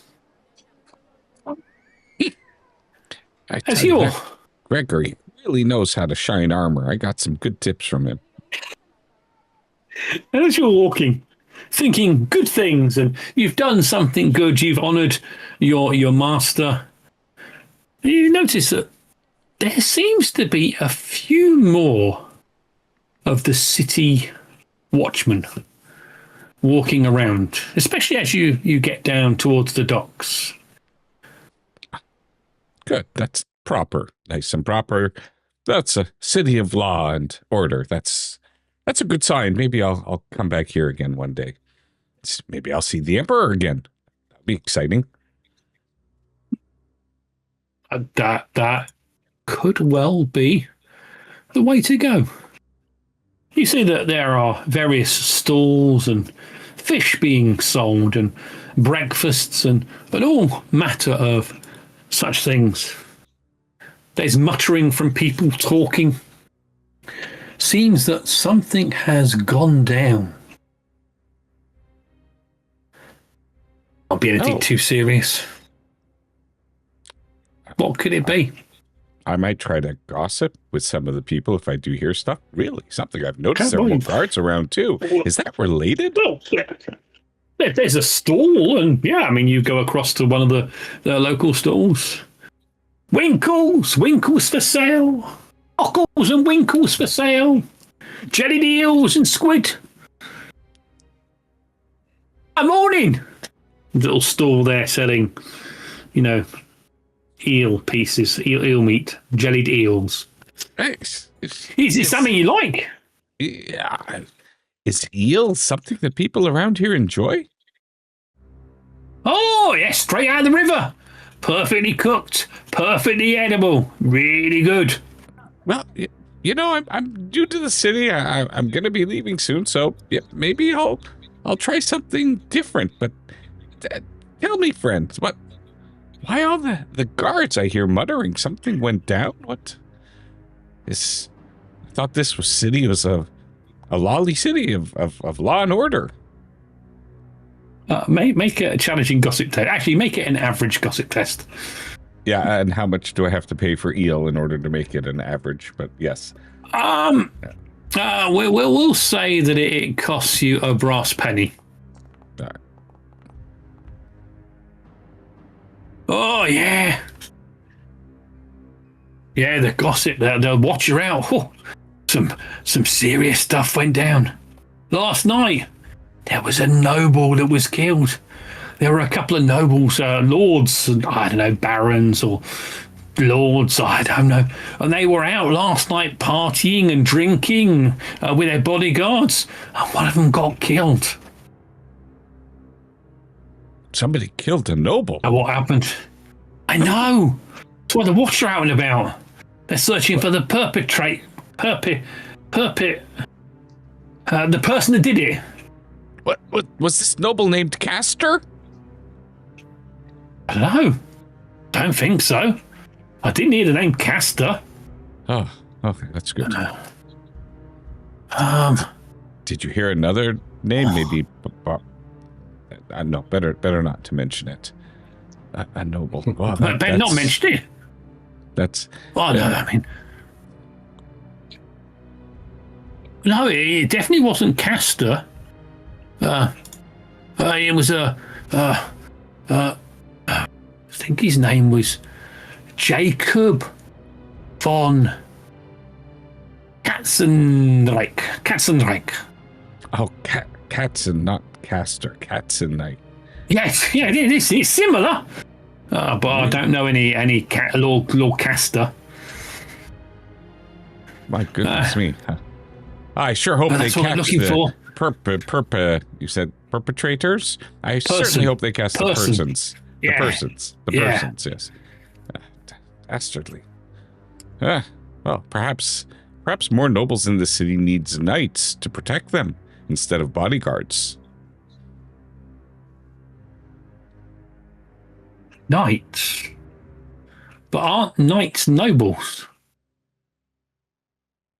Oh, I'm just saying maybe there should be. Oh, I don't know. And he takes the brass penny off you. Well, enjoy your jellied eels. Oh, thank you. I will, and I'm going to try to consume part of it. It's interesting. It tastes like chicken.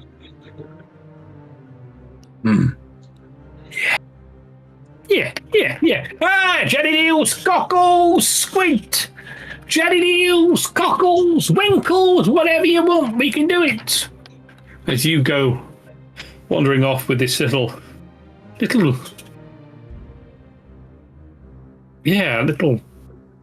piece of wrapped up, slimy eel. It tastes okay. A bit salty. It looks like it's been salted. Yeah, it's not your normal food, but it doesn't make you instantly throw up, so it must be good. You know what? And I think I'll buy a few more and I'll bring them for the gang. I mean, that would be rude. I mean, I don't know if they've eaten. I mean, I've had my meal already. I'll buy. Well, it's just very interesting. You know, maybe my friends would like some, and I'll throw them another couple of coppers for a few more to offer my friends. Okay, a brass penny for each one you buy. Yep. Maybe they don't need a whole one themselves because it's just a taster. So you knock off how many brass pennies and how many. Let me know how many you buy. As you then head 3 total. So yeah, I knocked it off. Okay, yeah, and you head back and you find the boat at the docks. And as you see it, you can see your friends are all on deck after a restful night's sleep for them, and you've had a perfectly nice, pleasant sleep as well. A little bit cold, a little bit damp, but pleasant enough. You can see that Joseph, the man, the boatman that you met, is showing at the moment Herbal, Theo, and Castor tying of knots and showing them how to tie knots. And you can see Martin, who seems to know all of this, is kind of just stood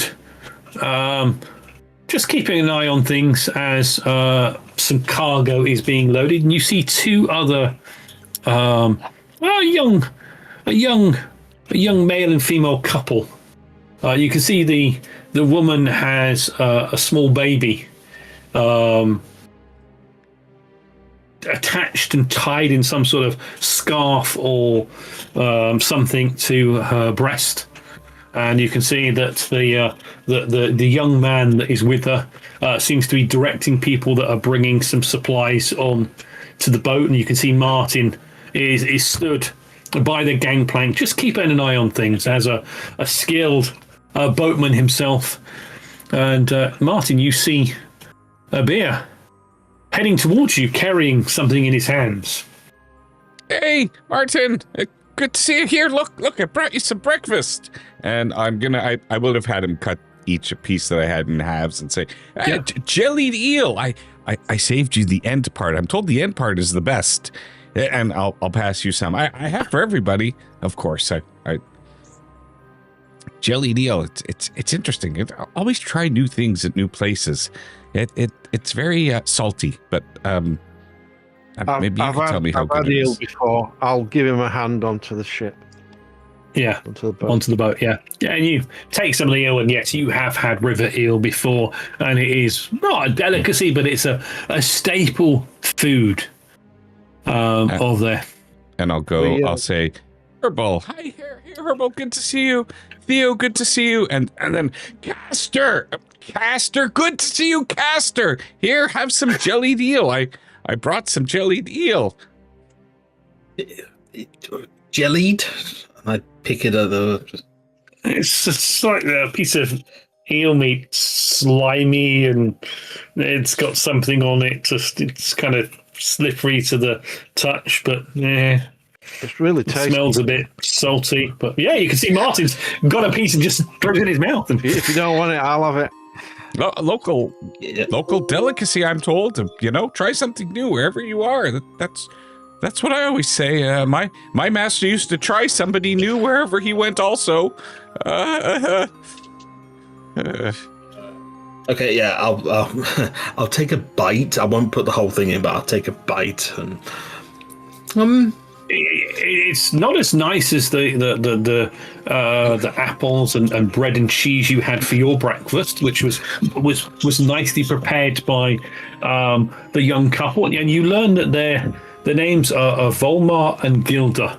They have only been married about 6 months, but they are two of the crew on Joseph's boat, and they have a young baby daughter called Elsie, and they seem nice enough. Gilda brought food and breakfast for you all this morning. Made sure you had fresh water to drink and some water to freshen up and wash up. And although they are maybe slightly scruffy looking, they seemed pleasant enough to you for your trip down the river to the town of Bogenhafen. You gather on board and you can see Joseph. Right, is that the last of the cargo? Yes. See you, Martin, say yes, and it's all strapped down and downstairs. Get the sails ready, cast off. And you can see that you untie the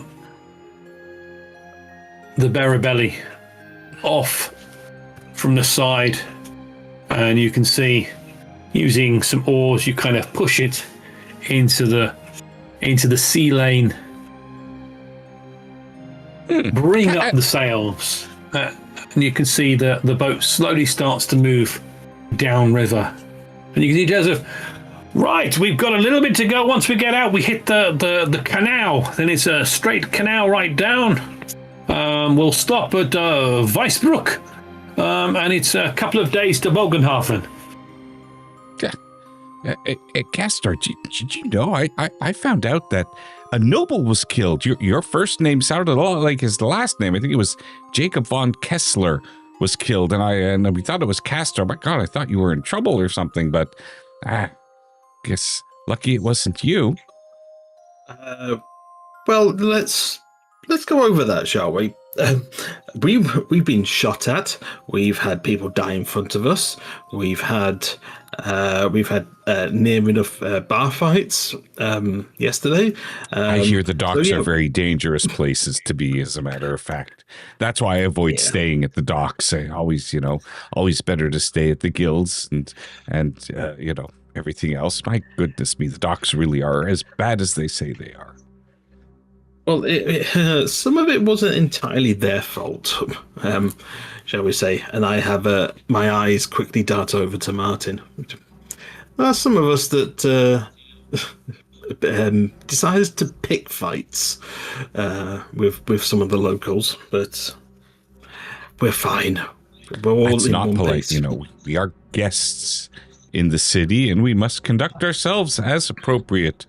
I mean, you know, you don't want to interfere with locals and their goings-ons. You want to learn from them. You want to absorb the culture of each place that you go to. Certainly not fight the people. I mean, you know, not like some salty sailor or something. All that salty food that you've just brought us, but yes, no, I can totally understand. Yeah, I will try to rein myself in, but you might want to speak to some of the others as well. And as the boat moves away and this conversation happens, you did hear that one of the nobles that was causing trouble in the boatman, one was called Jacob. You did hear that name. One was George and one was Jacob. I will relay that back to a bear. Oh, I shall never trust anybody named Jacob again. And there was lots of people that saw some of you have interactions with this noble. One of us tapped one in the throat, did they not? That's indeed very, very true. I just threw beer on them. I didn't actually physically assault them. Anyone that has any of the following skills can make an easy skill check. Either law of the law, as in law, or law Reichland, or law Outdorf. And I think that only Theo has law Reichland. No, I've got You've got Reichland. Reichland. Why? So you said I didn't easy? see that before. Oh no, an easy one. An easy one, yes. Easy. Easy, tiger. Good God, look at all these people. Look at these. These are some of the best rolls you've had all night. Well, Abia, Theo, especially Theo, and Castor. You kind of hear and think back to what happened. And you all kind of realize, the three of you, it's probably a good job you're leaving the city. Because when the nobles find someone responsible for a death, it tends to be a rather unpleasant circumstance. We didn't kill anyone, did we? You didn't. Some of the quickest court trials, I hear. But you did strike this noble. For those skilled. I merely tapped him, pointed towards where his beer was going. Let's be honest, some of these guys are not exactly the brightest in the bunch. They look for the easy fix, the easy victories, and easy executions. Probable cause is a word that the learned of you and those that have knowledge of the law and everything else. As the Berabelli heads out on the journey to Bogenhafen. And that is where, seeing as half of us are sick, we will end it for this evening. And we will pick up on all the chaos, all the trouble that you seem to be getting involved in very, very easily. Next session on the end of the month, where we continue our journey to the town of Bogenhafen, and where maybe you might find some answers. But if you don't find any answers, at least you're going to find 20,000 gold crowns and the title to Castor's lands, which is going to set Castor up perfectly. Yeah, and I'm just gonna let you guys go off, and I'm gonna swan myself over to my own private island or whatever it is. I will take any money because I am skint just now. And for everybody who's seasick, try not to return the eels to where they came from, okay? Just I'm going to look at one of the eels and just go, I'm sure those monsters we found in the road would be more appealing than that. As the last thing it says, and Joseph says, don't jump into the river unless you can swim, because you'll probably drown.